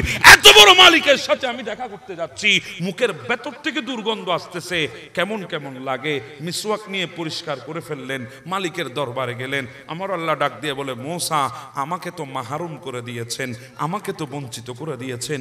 আল্লাহ আমার কাছে এত পাওয়ার কোত্থেকে আসলো, আমি আপনাকে মাহরুম করব? আমার কাছে এত শক্তি কোত্থেকে আসলো, আমি আপনাকে বঞ্চিত করব? কারণ আপনি তো আল্লাহুস সামাদ, পৃথিবীর কারো মুখাপেক্ষী নয়, গোটা পৃথিবী আপনার মুখাপেক্ষী। আপনাকে বঞ্চিত করতে পারে এমন কোন সৃষ্টি তো পৃথিবীর বুকে নাই। আল্লাহ আমি আপনাকে কেমন করে বঞ্চিত করেছি? আল্লাহ বলে হ্যাঁ করেছো। আল্লাহ কিভাবে? বলে তুমি আমার প্রেমে পড়ে যখন সুমু নাহারাহা ওয়া কুমু লাইলাহা, দিনের বেলায় রোজা রেখেছো 30টা, রাতের বেলায় ইবাদত করেছো 30 দিন, আমার প্রেমে পড়েই তো রোজা রেখেছো। তো তোমার মুখের ভেতর থেকে দুর্গন্ধ আসতেছে, এটা তোমার কাছে গন্ধ মনে হতে পারে। আমার প্রেমে পড়ে যখন রোজা রেখেছো, এটা তো আর গন্ধ নাই, এটা তো আমার কাছে মেশকের চাইতে আরো বেশি খুশবু হয়ে গেছে। মূসা কালিমুল্লাহ, তুমি আজকে আমাকে মাহরুম করেছো, আজকে আর তোমাকে আমি তাওরাত কিতাব দেব না। মূসা কালিমুল্লাহ বলে আল্লাহ আল্লাহ আল্লাহ আল্লাহ, কি করলে তাওরাত কিতাব পাবো? আল্লাহ ভুল হয়ে গেছে, বুঝতে পারি নাই।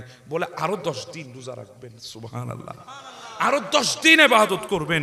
মূসা কালিমুল্লাহ শুরু করে দিলেন আরো 10 দিন রোজা, আরো 10 দিন ইবাদত। শেষ করে 41 দিনের দিন যখন আল্লাহর দরবারে আসলেন, আল্লাহ তাওরাত কিতাব দান করেছেন মূসা কালিমুল্লাহকে। এত বড় জলিলুল কদরের পয়গম্বর মূসা কালিমুল্লাহ আল্লাহর দরবারে ডাক দিয়ে বলছে, মালিক আমি তো জমিনে দাঁড়িয়ে আপনার সাথে কথা বলি, আপনি আমার সাথে কথা বলেন। আমার চাইতে আপনার নিকটে পৃথিবীর জমিন আর কোন সৃষ্টি আছে? আমার চাইতে আপনার কাছে পৃথিবীর জমিন আর কেউ আছে? আমাদের দেশে অনেক পাবলিক আছে না, কয় আমি ফোন দিলে এমপি সাহেবে ধরে, এত আমার সাথে কাছাকাছি সম্পর্ক, এত বেশি কাছের মানুষ আমি এমপি সাহেবের, কেন বলে আমার সাথে কথা হয়। তো এমপি সাহেবের সাথে কথা হলে ওই বান্দার পাওয়ারের ঠেলা আর পৃথিবীর জমিনে মানুষ থাকতে পারে না। কথা বলেন ঠিক না বেটে? তো আমি তো এমপি সাহেবের কথা বলছি না, কুল কায়নাতের মালিকের কথা বলছি, কুল কায়নাতের মালিকের কথা বলছি। যেই মালিক তিনি এমন এক মালিক, যেই মালিক শুধু দুনিয়ার জমিনের মালিক এমনটা নয়, দুনিয়ার বুকে অনেক রাজা বাদশাহ আছে, দুনিয়ার বুকে অনেক সুলতান আছে, দুনিয়ার বুকে অনেক রাজা মহারাজা আছে, কিন্তু কিয়ামতের ময়দানে সেই মালিক ডাক দিয়ে বলবে লিল্লাহি ওয়াহিদিল কাহ্হার, আজকের রাজত্ব কার? সেদিন কোন রাজা বাদশা থাকবে না আমার আল্লাহর মালিকানা ছাড়া। সুবহানাল্লাহ। যত বড় রাজা বাচ্চা হোক সেদিন আর দাঁড়াইতে পারবে না। ইনি হচ্ছেন আমার মালিক। আমরাই তো প্রত্যেকদিন নামাজে বলছি মালিক ইয়াউমিদ্দিন, ওই আখিরাতের মালিকের কথা, ওই আখিরাতের মালিকের কথা, ওই কিয়ামতের দিনের মালিকের কথা আমরা প্রত্যেকদিন বলছি। এত বড় মালিক, ওনাকে ডাক দিয়ে বলছেন আল্লাহ আমি আপনার সাথে কথা বলছি, আপনি আমার সাথে কথা বলছেন। তো আমার চাইতে আপনার কাছে পৃথিবীর বুকে কি আর কোনো মানুষ আছে? আমার চাইতে আপনার কাছে পৃথিবীর বুকে কি কোনো সৃষ্টি আছে? তখন মুসা কালিমুল্লাহর প্রশ্ন শুনে আমার আল্লাহ বলছেন হ্যাঁ, আপনার চাইতে আরো কাছে আমার কিছু বান্দা আছে, তারা এখনো দুনিয়ায় আসে নাই, কিয়ামতের পূর্বে দুনিয়ায় আসবে, আপনার অনেক পরে দুনিয়ায় আসবে। ওরা হবে আমার আখেরি নবীর উম্মত, ওরা হবে আমার আখেরি নবীর উম্মত, ওরা হবে আমার আখেরি নবীর উম্মত। তাদেরকে একটা মাস দেব, ওই মাসটা হবে রমজানুল মুবারক। সেহরি থেকে ইফতার পর্যন্ত না খেয়ে থাকবে, 14 ঘন্টা 15 ঘন্টা 16 ঘন্টা পর্যন্ত না খেয়ে থাকবে। সামনে খাবার থাকবে, পেটে ক্ষুধা থাকবে, লুকমা মুখে তুলবে না। সামনে শরবত থাকবে, তৃষ্ণা থাকবে, পান করবে না। ওই ইফতার পর্যন্ত বসে থাকবে, সামনে ইফতারে নিয়ে আমার জন্য ওয়েট করবে, সময়ের জন্য বসে থাকবে। ইফতারের সময় না হওয়া পর্যন্ত আমি মালিককে খুশি করার জন্য কিছুই খাবে না, কিছুই পান করবে না, আমাকে খুশি করার জন্য রোজা রাখবে। ও মুসা কালিমুল্লাহ, ওই আখির নবীর উম্মতগুলা যখন ইফতারি সামনে নিয়ে বসে যাবে, আপনার সাথে আমি কথা বলছি, মাঝখানে 70টা পর্দা, 70টা পর্দার এই পাশ থেকে আমি কথা বলছি, 70টা পর্দার ওই পাশ থেকে আপনি কথা বলছেন, কিন্তু আমার আখির নবীর উম্মতগুলা যখন ইফতারি সামনে নিয়ে আমার কাছে হাত তুলবে, আমি তাদের এত কাছে চলে যাব, মাঝখানে একটা পর্দাও আমি আল্লাহ রাখবো না। সুবহানাল্লাহ।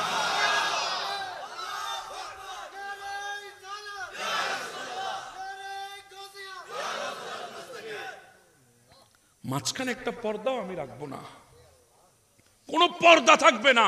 আমি আমার ওই আখির নবীর উম্মত গুলার কাছে চলে যাব।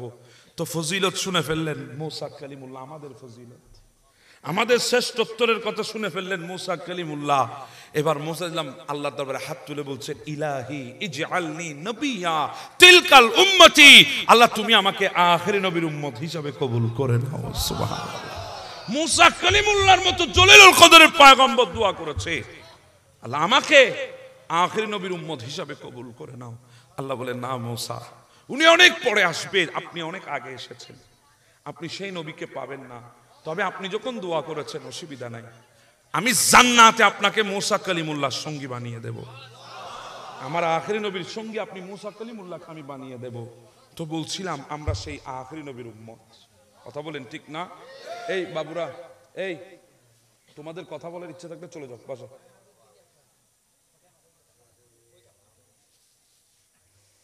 আমাদেরকে আপনাদেরকে অসুবিধা হচ্ছে? আমি 1 ঘন্টার মধ্যে যে আলোচনা করেছি, এগুলা অর্ধেক আলোচনা যদি আমি শুদ্ধি করতাম তাহলে 3 ঘন্টা আমি করতে পারতাম। কথা বুঝতেছেন? আমি দেওয়ার জন্য এসেছি, আগেই বলেছি আমি দেওয়ার জন্য এসেছি, কোনো কৃপণতা আমি করব না। তা আপনারা একটু বসেন, শোনার জন্য বসেন, শুধু শুনলে হবে না, নিয়ে যেতে হবে। আজকে কথা বলেন ঠিক না? নিয়ে যেতে হবে। পরিবর্তন চাই, পরিবর্তন চাই বাবা, পরিবর্তন চাই। এগুলো কোনো কাজে আমাদের আসবে না যদি পরিবর্তন না হয়। এটা আজকে 16তম মাহফিল, এটা 1600তম যদি হয়, কোনো পরিবর্তন যদি সমাজে না আসে, তাহলে এই মাহফিল আমাদের কোনো ফায়দা আসবে না। তাই জন্য আপনাদের থেকে আসা উচিত কিছু নিয়ে যাওয়ার উদ্দেশ্যে। কি নিয়ে যাবেন? ওই যাওয়ার সময় বিরিয়ানির প্যাকেট, তা তো আছে, নিয়ামত তো আমাদের জন্য, এগুলো তো থাকবে।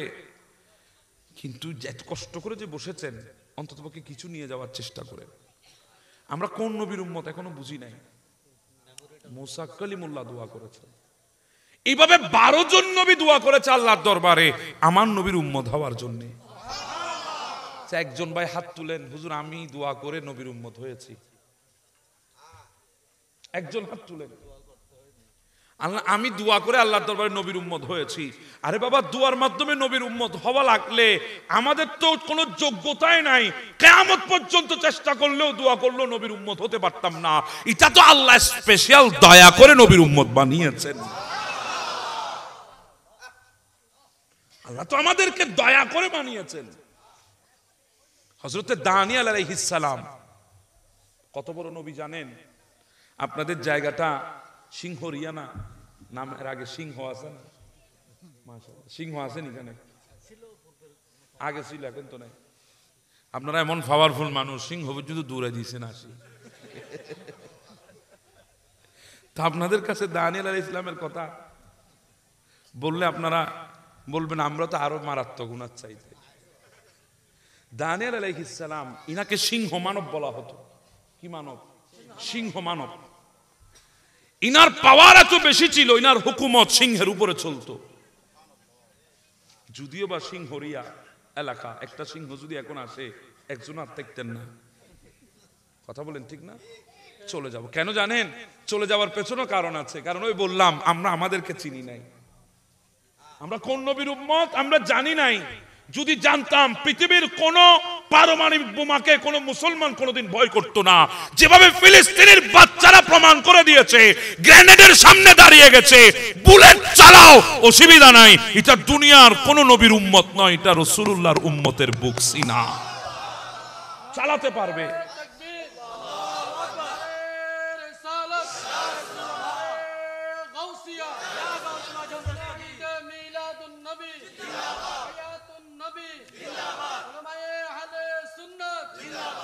আপনারা তো বলবেন হুজুর কি বলেন? হ্যাঁ, গ্রেনেড বোমার চাইতে আরো মারাত্মক হচ্ছে একটা এমন কিছু জন্তু আছে, এমন কিছু জন্তু যারা এক থাবাতে আপনাকে আমাকে ছিন্ন ভিন্ন করে দিতে পারে। হিংস্র প্রাণী, বাঘ চেনেন তো? বাঘ আছে না? আছে। আমার নবীর সাহাবী সফিনা ওই ইতালির রাজধানী রোম শহর জয় করতে গিয়েছিলেন, ধরা পড়েছেন রুমি সৈন্যদের কাছে। রাতের বেলায় অবস্থা বুঝে ফাঁক পেয়ে তিনি ওখান থেকে পালিয়েছেন। আসতেছেন পাহাড়ের রাস্তা ধরে, সামনে বাঘ চলে এসেছে, বিরাট জংলার বাঘ, নেচ নাড়তেছে, লেজ নাড়ছে। বাঘ মনে মনে খুশি, আজকে অনেক দিন পরে খাবার পেয়েছি। আরো পেয়েছি তো পেয়েছি, মানুষ পেয়েছি। আমরা যেভাবে বিরিয়ানি পাইলে খুশি, বাঘ হিংস্র জানোয়ার আমাদেরকে পাইলে খুশি। কথা বলেন ঠিক না? লেজ নাড়ছে। সফিনা বলছে বাঘ আমি তোমাকে কি পরিচয় দেব? তুই তো আমার বাবাকে চিনবি না, তুই তো আমাকেও চিনবি না, আমার মাকেও চিনবি না, আমার গোষ্ঠীকেও চিনবি না, আমার বংশের পূর্বপুরুষকেও চিনবি না। তবে শুন, আমি এমন একজনের গোলামিয়তের বোঝা কাঁধে নিয়ে আমি মদিনা থেকে এই রোম শহরে এসেছি। আমার মুনিব, আমার মালিক, আমার আকা, আমার রসুলকে জানো?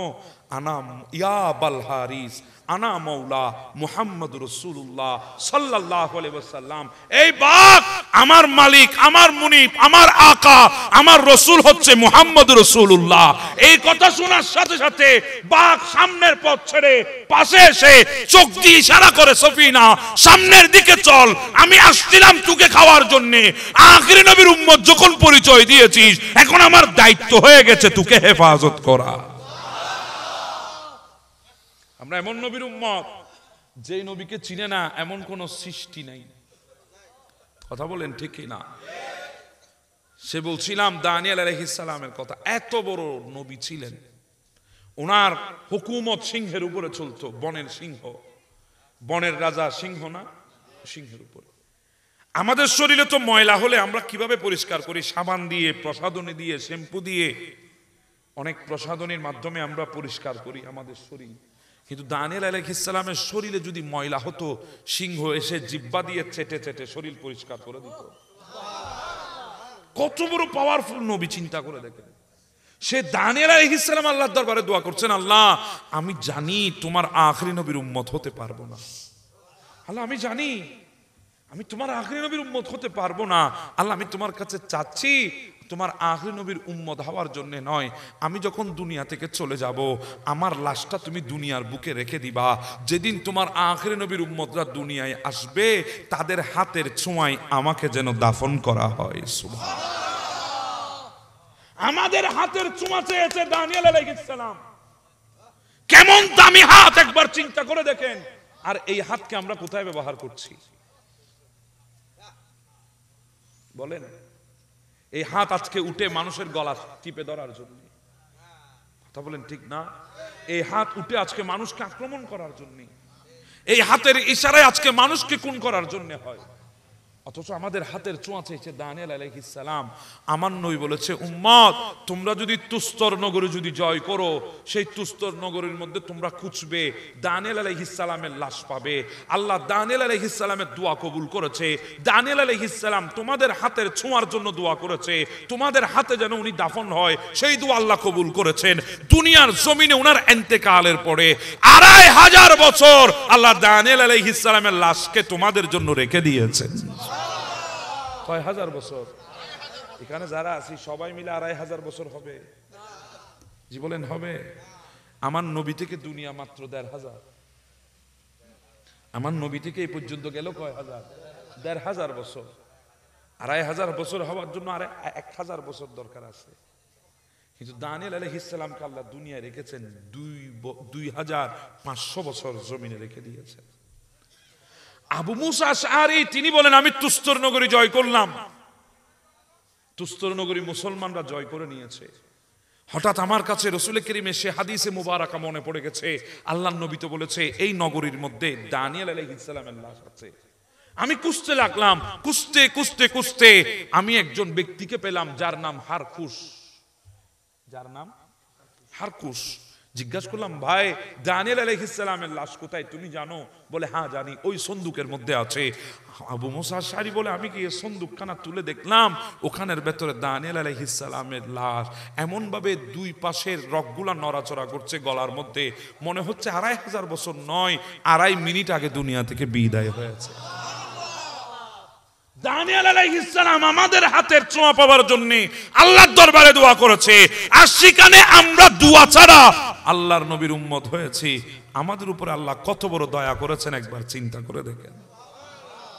আপনি সন্তানের মতো দয়া পেয়ে, 5 তলা বিল্ডিং এর মতো দয়া পেয়ে, গাড়ি বাড়ির মতো দয়া পেয়ে, আল্লাহর নিয়ামত পেয়ে আপনার খুশির কোনো সীমানা নাই।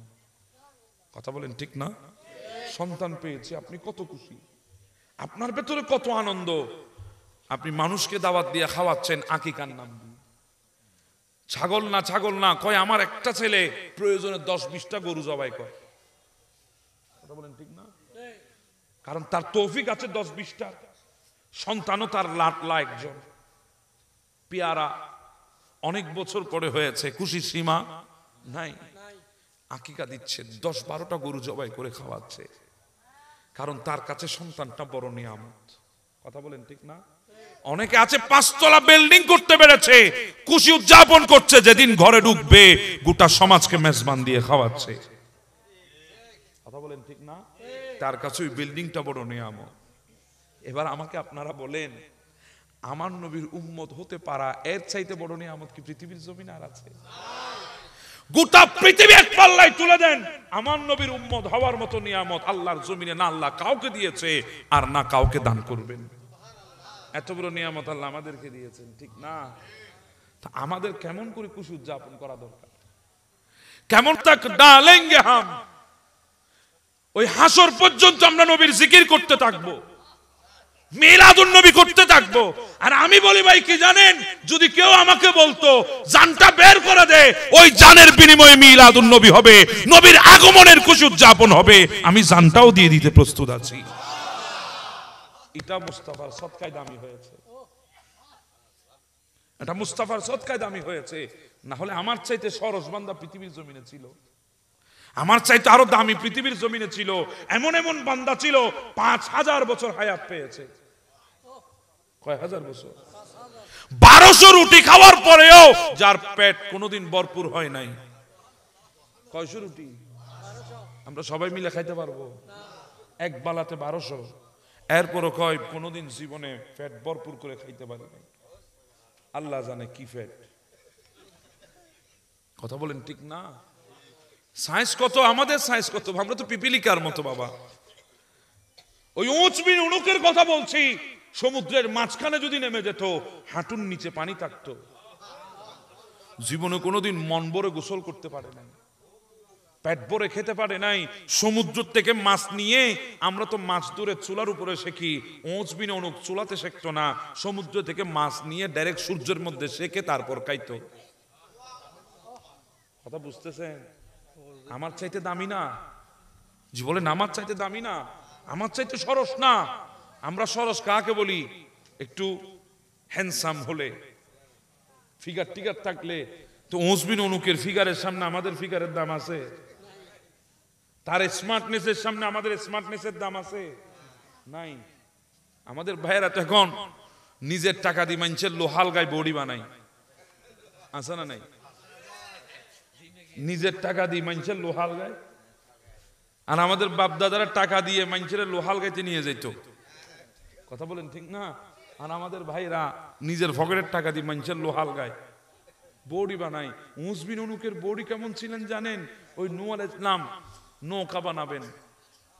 কি বানাবেন? নৌকা বানাবেন। নৌকাগুলার গাছ কোথায়? ওই ফোরাত নদীর পারে 300 সেগুন গাছ। এত বড় গাছ ছিল যেগুলাকে জড়িয়ে ধরা অসম্ভব ছিল। এত বড় বড় 300 গাছ উঁচবিন অনুক বাম হাতের মধ্যে নিয়ে চলে এসেছে। কেমন কেমন ছিলেন এবার চিন্তা করেন। 1,24,000 যে গাছগুলাকে কেটে তখ্ত বের করা হয়েছে। 1,24,000 তখ্ত যে গাছগুলা থেকে বের করা হয়েছে, ওই গাছগুলা এক একটা কত বড় ছিল একবার চিন্তা করেন। ওগুলাকে উঁচবিন অনুক। আমরা তো এখন গাছ কাটি, কত ধরনের জিনিস আছে না?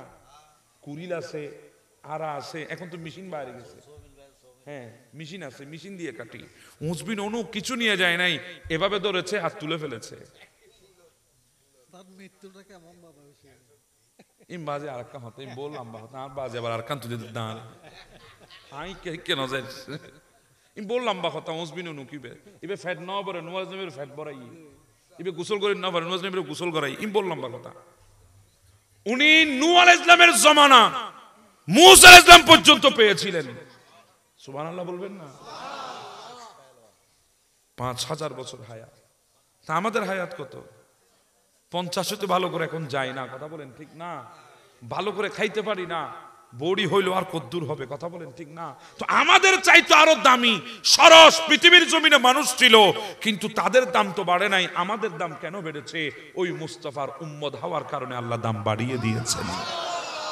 সাইজে ছোট, শক্তি তেমন নাই, তাকত তেমন নাই, এরপরও দাম হয়েছে একমাত্র আখেরি নবীর উম্মত হওয়ার জন্য। কেমন দাম জানেন আমাদের? আমরা তো 24টা ঘন্টা গুনার মধ্যে থাকি। আমার মালিক বলে, ও আমার বান্দারা তোরা চিন্তা করিস না, তোমরা আমার আখেরি নবীর উম্মত, তোদের চিন্তা লাগবে না। মূসা কালিমুল্লাহ গিয়েছেন তুর পর্বতে, আসতে 40 দিন ব্যয় হয়ে গেছে। বনি ইসরাইল মূসা কালিমুল্লাহর দেওয়া দিন ছেড়ে তারা ওই মূর্তি পূজারি শুরু করেছে। মূসা কালিমুল্লাহ এসে রাগান্বিত হয়ে গেলেন। যাদের অন্তরে মূসা কালিমুল্লাহর প্রতি মহাব্বত ছিল, দৌড়ে এসে মূসা কালিমুল্লাহর কদমে পড়েছে।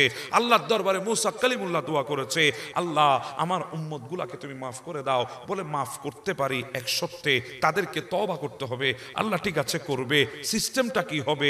অন্ধকার কামরার মধ্যে ঢুকাই দাও, এক একজনের হাতে ধারালো অস্ত্র তুলে দাও, তলোয়ারি তুলে দাও। একজন আরেকজনকে কাটবে, যে কাটবে তার তওবাও কবুল, যে কাটা যাবে তার তওবাও কবুল। এই কথা যখন আমার নবীকে বললেন, আমার নবী সিজদায় পড়ে গেলেন, মালিক আমি কোন উম্মত গুলাকে কাটতে বলবো? তওবার নামে কোন উম্মত গুলা একজন আরেকজনকে কাটবে? ও আল্লাহ তুমি তো বেহতর জানো, যেই উম্মত গুলার জন্য 63 বছর হায়াতে জিন্দেগিতে কম নির্যাতন সহ্য করি নাই, কুফারে আরবরা কাফেররা আমার উপর নির্যাতন করেছে, শিয়াবি আবি তালেবের মধ্যে রেখেছে, আমি না খেয়ে থেকেছি, গাছের পাতা চিবিয়ে চিবিয়ে খেয়েছি, এরপরও উম্মত গুলার জন্য আমি চোখের পানি ফেলেছি। ও আল্লাহ, তুমি তো বেহতর জানো, খানায়ে কাবার সামনে দাঁড়িয়েছি, নারী বুড়ি চাপিয়ে দিয়েছে, পশুর কষ্ট পেয়েছি, কিন্তু এরপরও তাদেরকে দেখাই নাই, শুধুমাত্র উম্মত গুলার জন্য কেঁদেছি। তাইফের ময়দানে আমাকে পাথর মেরেছে, আমার কদমে কাঁটা ফুটিয়েছে, আমার কদমে পাথর মেরে কদম তেতলাইছে, আমার জামাদর একবার তুলেছে আবার আসার দিয়েছে। আমি মক্কা ছেড়ে দিয়েছি, নিজের বাবার বিটা ছেড়ে দিয়েছি, তোমার খানায়ে কাবা ছেড়ে দিয়েছি, জন্মস্থান ছেড়ে দিয়ে মদিনায় চলে গেছি, উহুদের ময়দানে দন্দন শহীদ করে দিয়েছি। আমার চোখের সামনে আমার হানজালাকে শহীদ করেছে, আমার চোখের সামনে আমার চাচা আমির হামজাকে 700 টুকরা করেছে। এত কষ্ট সহ্য করেছি যেই উম্মত গুলার জন্য 5 দিন পর্যন্ত না খেয়েছিলাম, পেটের মধ্যে পাথর বেঁধেছি, এত কষ্ট সহ্য করেছি যেই উম্মত গুলার জন্য। আমার চোখের সামনে আমার কলিজার টুকরা মেয়ে ফাতেমা 3 দিন পর্যন্ত না খেয়েছিল, কষ্ট সহ্য করেছি উম্মতের খাতিরে। ও আল্লাহ, তুমি তো বলেছো আমার উম্মতের জন্য ইমাম হাসানকে, আমার উম্মতের জন্য ইমাম হুসাইনকে কুরবান করতে হবে। আমি নবী রাজি হয়ে গেছি, কষ্ট সহ্য করেছি শুধু উম্মতের জন্য। আজকে সেই উম্মত গুলাকে তওবার নামে আমি কাটতে বলবো, এমনটা হতে পারে না। আল্লাহ, আমি তো মুসা কালিমুল্লাহ নই, আমি তো হাবিবুল্লাহ, তুমি তো আমাকে মাহবুবিয়তের দরজা দিয়েছো। আল্লাহ, তুমি তওবার বিধান পাল্টায়ে দাও। আল্লাহ বলে, অসুবিধা নাই নবী, আপনার উম্মত আসমান পরিমাণ গুনাহ করুক, ওই পাহাড় অবধি পরিমাণ গুনাহ করুক, কোনো অসুবিধা নাই। লা তাকনাতু মির রাহমাতিল্লাহ, আমার রহমত থেকে তাদেরকে নৈরাশ করব না। সুবহানাল্লাহ।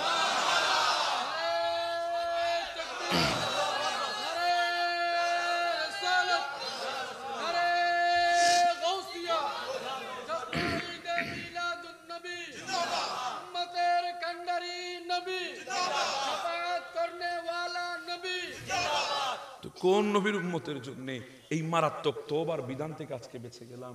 আল্লাহ সহজ করে দিয়েছেন, ইয়া আইয়ুহাল্লাযীনা আমানু তুবু ইলাল্লাহ তাওবাতান নাসুহা, ওহে ইমানদারেরা তওবা করো আমার দরবারে। তওবা মানে কি ফিরে আসো, তওবা মানে কি অনুশোচনা বুঝ জেগে উঠো, তওবা মানে কি আল্লাহ আমি ভুল করেছি একবার মালিককে বলে দেন, চোখের পানিটা ছেড়ে দেন। গুনাহ করছি আমরা, মালিক বলে, ও আমার নবীর উম্মতেরা তোরা গুনাহ করছিস, অসুবিধা নাই, তোরা গুনাহ করতে অভ্যস্ত, আমি আল্লাহ আখিরি নবীর দিকে তাকিয়ে আমি মাফ করতে অভ্যস্ত। তোরা গুনার মধ্যে নিজেকে 24 ঘন্টা ব্যস্ত রেখেছিস, আমি আমার নবীর দিকে তাকিয়ে তোদেরকে মাফ করতে ব্যস্ত হয়েছি। তোরা গুনাহ করতে ভালোবাসিস, আমি আমার নবীর দিকে তাকিয়ে তোদেরকে মাফ করতে ভালোবাসি। তোরা 24টা ঘন্টা নিজেকে গুনার মধ্যে রাখতে পছন্দ করিস, আমি আল্লাহ নবীর দিকে তাকিয়ে তোদেরকে মাফ করতে পছন্দ করি। এমন মাফ আল্লাহ করেন যখন বান্দা একবার শুধু আল্লাহর দরবারে 2 ফোঁটা চোখের পানি ফেলে দেবে।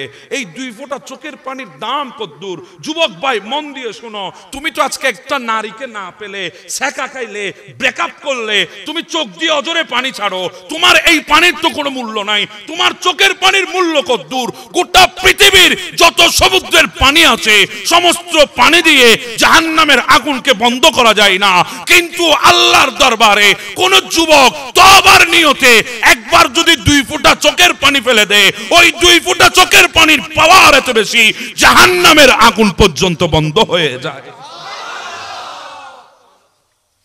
তোমার চোখের পানি ফেলা দরকার কই ছিল? তুমি চোখের পানি ফেলছো কোথায়? আপনাদের কি অসুবিধা হচ্ছে? চিন্তা করেন, আমরা কোন নবীর উম্মত, কোন নবীর উম্মত একবার চিন্তা করেন, আমাদের দাম কেমন চিন্তা করেন। হায় আল্লাহ, মা আয়েশা সিদ্দিকা জিজ্ঞাসা করেছিলেন, নবী গো একটু বলেন না আমাকে, কিয়ামতের ময়দানের মঞ্জরটা কেমন হবে, কেমন ময়দান হবে কিয়ামতের ময়দান? আমার নবী বলছে, আয়েশা আমি দেখতেছি আল্লাহর আরশের ডান পাশে জিবরিল দাঁড়িয়ে আছে। আল্লাহ বলবে জাহান্নামকে নিয়ে আয়, জাহান্নামকে আনা হবে, 70,000 শিকল দিয়ে জাহান্নামকে বেঁধে রাখা হবে। কয় হাজার শিকল? 70,000। এক শিকলের করার মধ্যে 70,000 ফেরেশতা টেনে ধরবে। 70,000 শিকলে 4 কোটি 90 লক্ষ, 400 কোটি 90 লক্ষ ফেরেশতা টেনে ধরবে জাহান্নামকে। আমার নয় বলে না, টেনে ধরতে পারবে না, জাহান্নাম তেড়ে দৌড় দেবে, শিকল টিকল ছিঁড়ে যাবে। জিব্রিল এই অবস্থা দেখে জাহান্নামের হাঁটু গেড়ে জমিনে বসে বলবে রব্বি সল্লিম সল্লিম, আল্লাহ আমাকে জাহান্নাম থেকে বাঁচা। এত কঠিন ময়দান হবে কিয়ামতের ময়দান, এত কঠিন ময়দান। আমরা তো মনে করছি এখানের মতো ময়দান হবে না। পৃথিবী থেকে লক্ষ মাইল দূরে সূর্য, ওখান থেকে তাপ দিচ্ছে আমাদেরকে। অনেক ভাইয়ের আছেন শরীরে জামা পর্যন্ত রাখতে পারে না। কথা বলেন ঠিক না? এখন তো মসজিদগুলো এসি হয়ে গেছে, গরম সহ্য করতে পারে না, এসি লাগিয়ে দিয়েছে। ঘরের মধ্যে এসি লাগিয়েছে, কত উন্নত মানের পাকা লাগিয়েছে। কারেন্ট না থাকলে যাতে গরম পোহাতে না হয় সেজন্য চার্জার পাকা আছে, আইপিএস আছে, জেনারেটর আছে। কথা বলেন ঠিক না? কিন্তু কিয়ামতের ময়দানে মাত্র এক মুঠো হাত, এই হাতের উপরে একটা সূর্যের মধ্যে 12টা সূর্যের পাওয়ার। চিন্তা করেন বাবা। আপনারা তো দেখেছেন সৌদি আরবে, কুয়েতে এমন গরম পড়েছে এবছর, জমিনের তাবার মধ্যে ডিম রাখার সাথে সাথে ডিম হয়ে গেছে। কথা বলেন ঠিক না? রাস্তাগুলো তাবে গলে গেছে, গলে গেছে রাস্তা। আমাদের বাংলাদেশেও তো হয়েছে। কথা বলেন ঠিক না? অনেক গাছের মধ্যে আগুন ধরে গেছে তাপে, সূর্যের তাপে। লক্ষ মাইল দূরে পৃথিবী থেকে সূর্য ওখান থেকে তাপ দিচ্ছে। এক মুঠো একটা সূর্যের তাপ যদি এত বেশি হয়, আর এক মুঠো হাতের উপরে 12টা সূর্যের তাপ। কখনো চুলার উপরে গরম পানি সিদ্ধ হতে দেখেছেন?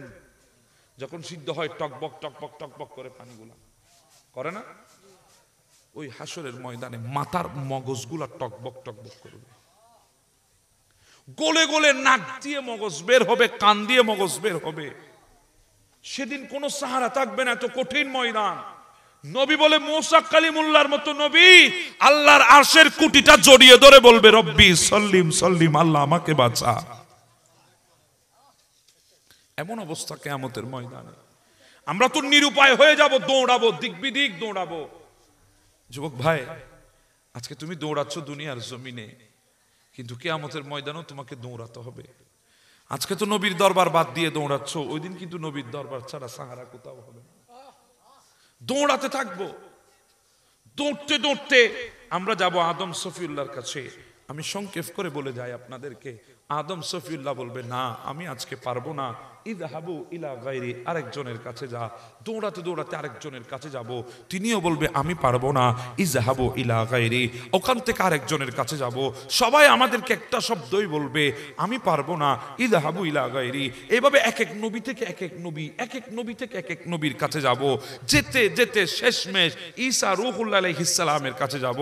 ঈসা রূহুল্লাহ বলবে না আজকে আমিও পারবো না, তবে তোমাদেরকে আর দৌড়াবো না, অনেক দৌড়েছো, অনেক ধরনের দৌড় খেয়েছো, অনেকের দরবারে গিয়েছো, কালি হাতে এসেছো, আজকে আর তোমাদেরকে দৌড়াবো না। ইযহাবু ইলা মুহাম্মদ, যা রাসূলুল্লাহর দরবারে চলে যা। আমরা দৌড় দেব রাসূলুল্লাহর দরবারে। আমার নবী আমাদেরকে দেখে দাঁড়িয়ে যাবেন, দাঁড়িয়ে বলবে আনা লাহা উম্মত আয়, আজকে আমি বসে আছি তোদের জন্য, তোদেরকে ছাড়া আমি আল্লাহর জান্নাতে ঢুকবো না। সুবহানাল্লাহ, আরো জোরে বলি না সুবহানাল্লাহ। এটা তো মুসলিম শরীফের হাদিসে মুবারাকা। আর ওইদিকে বেরেলির কলন্দর, বেরেলির চৌকাটে বসে আমার ইমাম ইশকে মোহাব্বত, ইমামে আশিকা কিবলায়ে দিলোজা ইমাম আহমদ রেজা ফাজলে বেরলভি বলেন খলিল ও নজি মসিহ ও সফি সবি সে কহি না বনি ये बेखबरी के खल के फिरी कहां से कहां तुम्हारे लिए।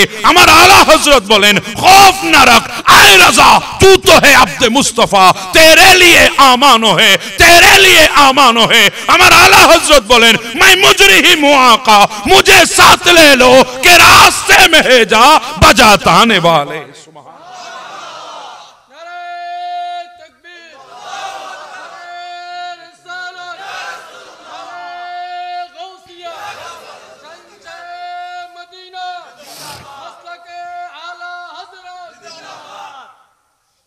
ওই কিয়ামতের ময়দান বড় মজার কথা কি জানেন? আমরা গুনাহ করার কারণে জাহান্নামে যাব, যাব না এমনটা না, যাব। গুনাহ করার কারণে কোথায় যাব? জাহান্নামে যাব। গুনাহ করার কারণে আমাদেরকে জাহান্নামে যেতে হবে। কিন্তু এই নবীর উম্মত জাহান্নামে যাবে, হাতের মধ্যে হাত করা থাকবে না। এই নবীর উম্মত জাহান্নামে যাবে, পায়ের মধ্যে বেরি থাকবে না। এই নবীর উম্মত জাহান্নামে যাবে, কোমরে রশি থাকবে না। এই নবীর উম্মত জাহান্নামে যাবে, গলার মধ্যে শিকল থাকবে না, চেহারার মধ্যে মলিনতা থাকবে না। ফেরেশতা ডাক দিয়ে বলবে, মালিক ফেরেশতা, আল্লাহ কেমন জাহান্নামীকে পাঠাচ্ছ, হাতের মধ্যে হাত করা নাই, পায়ের মধ্যে বেরি নাই, কোমরে রশি নাই, গলায় শিকল নাই, চেহারার মধ্যে কোনো মলিনতা নাই, কোনো চিন্তার ছাপ নাই। আল্লাহ এমন জাহান্নামী, এগুলা কে? তখন আমার আল্লাহ ডাক দিয়ে বলে, ও মালিক, এগুলা আমার আখিরি নবীর উম্মত, এগুলো আমার আখিরি নবীর উম্মত। আমি কাদের হাতে হাত করা পড়াবো? ওই হাতের মধ্যে তো দৈনিক 5 বার উজুর পানি ঢেলেছে। আমি কোন পায়ের মধ্যে বেরি লাগাবো? ওই পায়ের মধ্যে তো উজুর পানি পড়েছে। কোন কোমরে রশি লাগাবো? যেই কোমর পবিত্র রেখেছে। কোন গলের মধ্যে শিকল পড়াবো? ওই গলে তো মোসে করেছে। কোন চেহারা আমি মলিন করব? ওই চেহারার দিকে তো মুস্তাফা তাকিয়ে আছে।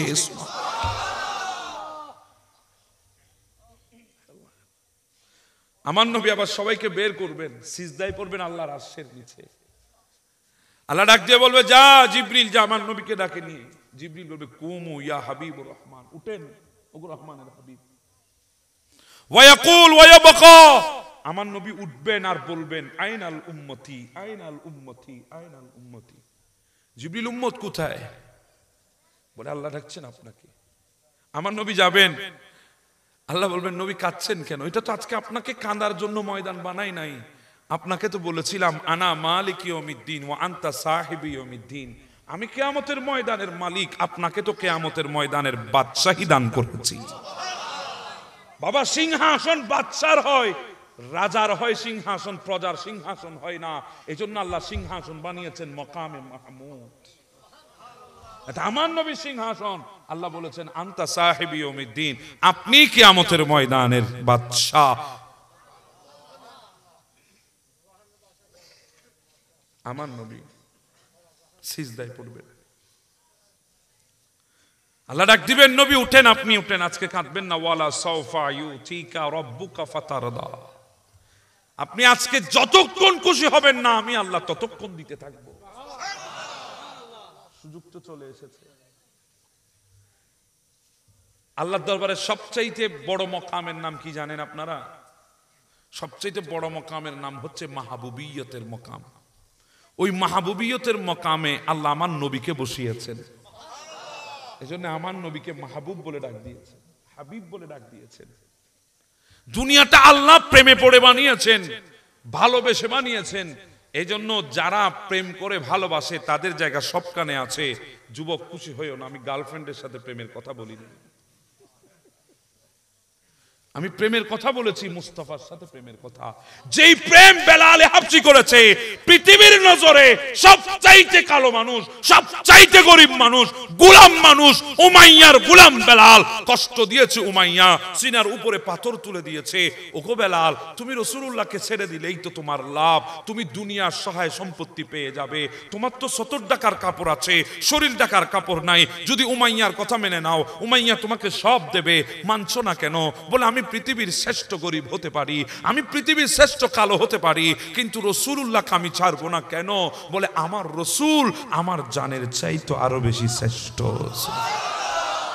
আমি জান না রসুলকে চাই, আমি রসুলকে চাই। উমাইয়া কষ্ট দিক, বেলাল কষ্ট লাগে না।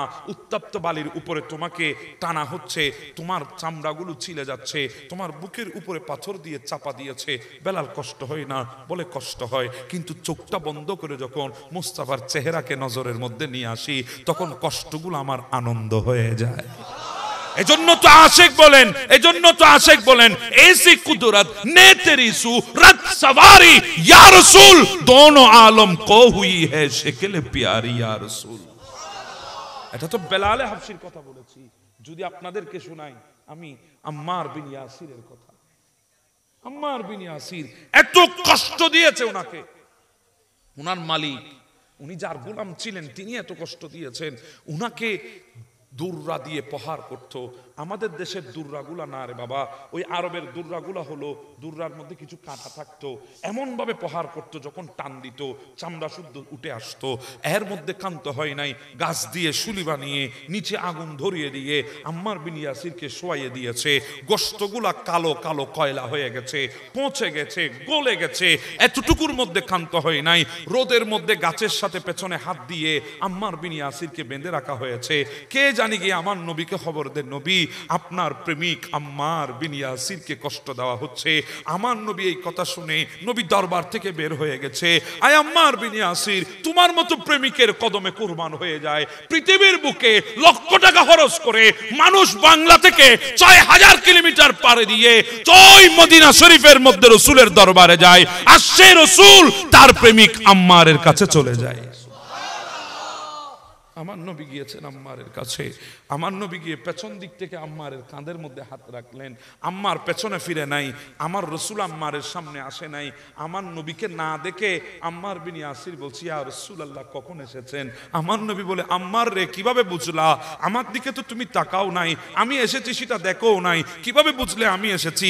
বলি, ইয়া রাসূলুল্লাহ এমন দস্তে মুবারক আল্লাহ তো দ্বিতীয় আর বানাই নাই, এমন স্পর্শ আল্লাহ দ্বিতীয় আর কাউকে দেয় নাই, এমন হাতের চুমা পৃথিবীর বুকে আর কোনোদিন পাই নাই, যে হাত রেখেছে কাঁধের উপরে আর ছুঁয়ে গেছে কলব প্রশান্তি হয়ে গেছে। আমার নবী বলে, আম্মার রে এত কষ্ট সহ্য করেছি। বলি, ইয়া রাসূলুল্লাহ এগুলা কিছুই না, আপনাকে দেখেছি বাজ হয়ে গেছে, আর কিছুই লাগবে না নবী গো। আপনি বলেন না আমারে শুধু এই কষ্ট কেন, আপনি একবার বলেন আম্মার তোর জানটা বাইর করে আমারে দে, কলিজাটা বাইর করে দিয়ে দে। আমি আম্মারকে ছুরি দেন, আমি নিজের হাতে সিনাটা 2 ভাগ করে আমার কলিজাটা বের করে আপনি রাসূলুল্লাহর হাতে উঠাইয়ে দিতে পারবো। ইয়া রাসূলুল্লাহ কত ভালোবাসি, আপনি একবার বলেন না জানটা আপনার হাতে উঠাইয়ে দিতে, তাও পারবো। আমার নবী বলে, আম্মার কষ্ট কিসে পাস? বলে, আগুন আমাকে কষ্ট দে। আমার নবী বলে, আজকে থেকে আর দেবে না। আমার নবী ইশারা করে দিলেন, কুনি বারদাও ওয়া সালামান আলা আম্মার বিন ইয়াসির। ওগো আগুন, তুমি আমার আম্মারের জন্য ঠান্ডা হয়ে যাও, যেভাবে ইব্রাহিমের জন্য হয়েছিল সেভাবে ঠান্ডা হয়ে যাও। আম্মার বিন ইয়াসির এই কথা বলে আমার নবী ওখান থেকে বিদায় নিয়ে চলে গেলেন। ওই কাফেররা এসে আম্মার বিন ইয়াসিরকে ওই আগুনের শুলির উপরে শোয়ালেন। অন্যান্য দিন আম্মার বিন ইয়াসির ওখানের মধ্যে চিল্লাচিল্লি করতো, আগুনের ওই তাপ সহ্য করতে না পেরে। কিন্তু আজকে আম্মার বিন ইয়াসির মুখে হাসি, আগুনের মধ্যে হাত মারছে। কাফেররা বলে, আম্মার কিরে তোর আজকে কষ্ট লাগে না? বলে, তোর আগুন আর কোনোদিন আমারে পোড়াইতে পারবে না। আমার নবী ইশারা করেছে আম্মারের জন্য ঠান্ডা হয়ে যা। এই আগুন আমার জন্য বরফের চাইতে আরো বেশি ঠান্ডা হয়ে গেছে। এটা তো সেদিন করেছিলেন আমার নবী। আম্মার বিন ইয়াসির মদিনায় যখন চলে আসলেন তখন আমাদের তো গরম লাগলো, আমরা বরফ নিয়ে মুখের মধ্যে ডলি। আম্মার বিন ইয়াসিরের যখন গরম লাগতো তিনি চুলার মধ্যে হাত দিয়ে জ্বলন্ত কয়লা নিয়ে শরীরে ডলাডলি করতেন। মদিনার মানুষ বলতো, আম্মার পাগল হয়ে গেছো, তুমি এই জ্বলন্ত কয়লা নিজের মুখে মাখছো, জ্বলে যাবা। বলে, ও মদিনাবাসী, এটা তোমাদের জন্য আগুন হতে পারে, তোমরা গরম লাগলে যেভাবে বরফ ব্যবহার করো, এই আগুনকে আমার নবী আমার জন্য বরফের চাইতে আরো ঠান্ডা বানিয়ে দিয়েছে। এই আগুন আর আমাকে জ্বালাইতে পারবে না। সুবহানাল্লাহ বলবেন না? তো বলছিলাম কেমন প্রেমিক হওয়া দরকার ছিল, কেমন প্রেমিক হওয়া দরকার ছিল। আমরা কি হলাম?